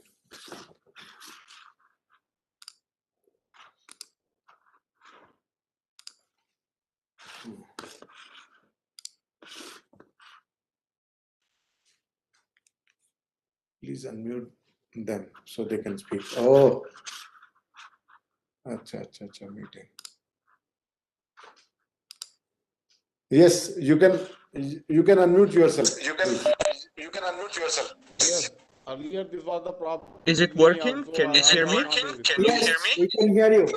Now, Okay, perfect. Thank you very much. Thank you very much. Actually, I would like to take advantage of this couple of minutes until the presentation is being set. Because unfortunately, at one moment I will have to leave the conference. Yes. I'm hearing with the microphone. Can you hear me well? Yes. Okay, so I don't know why I have this effect. Yeah. Now it is all. Yeah, now it is okay. Perfect. Thank you very much. Now I hear only myself, not Just speaking two times. Thank you. Before you are Perfect. speaking, I will introduce. Now, Professor Mihai Micu, he is from the Romanian Academy of Sciences and the Secretary General of the Indian International Association of Geomorphology, will say a few words about this webinar. Professor Mihai, now the stage is to you. Thank you very much, Sunil. Thank you very much, Adele, dear colleagues from the IAG Executive Committee and participants for actually successfully opening the International Geomorphology Week. We have witnessed a consistent session during which keywords like environmental challenges, young geomorphologists, women researchers, scientists, risk reduction, high risk areas, high mountains were intensely presented. We have witnessed how geomorphology focuses on societal relevant problems, aiming to foster mutual learning among scientists and actors which are outside from the academia. Us, as geomorphologists, prove once more that we can sustain the process of creating solution-oriented know-how, which is socially relevant, which is intertransferable between scientists, the scientific world, and the societal practice. Geomorphic expertise is very important in morphogenetic, in dynamic evaluation. We are not performing only fundamental researches, but also highly applied researches. Systemic geomorphic approach for hazard and risk ensures exposure, vulnerability, risk evaluations, which thus rely in this way on geomorphic derivates. Our studies are bridging actually science and society and are proving and providing actually continuous links from processes inventory to risk governance. Through this initiative, and I will conclude with this, through this initiative, I believe that the IAG is ensuring an ethical, transparent, effective dialogue, which is highly beneficial in building resilient and sustainable societies, cultures. Congratulations again to our colleagues who broke the ice, let's say. And in the meantime, we would like to invite you to join also the other webinars, which will be organized throughout this weekend. Thank you again very much, and I wish you a safe and successful Geomorphology Week. Thank you very much.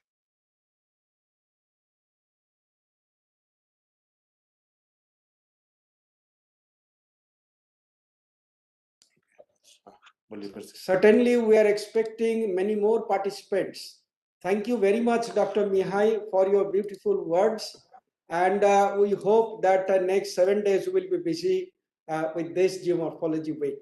Thank you very much again. You. Thank you also. Wait, उनको मिलाप जी को बुला लीजिए.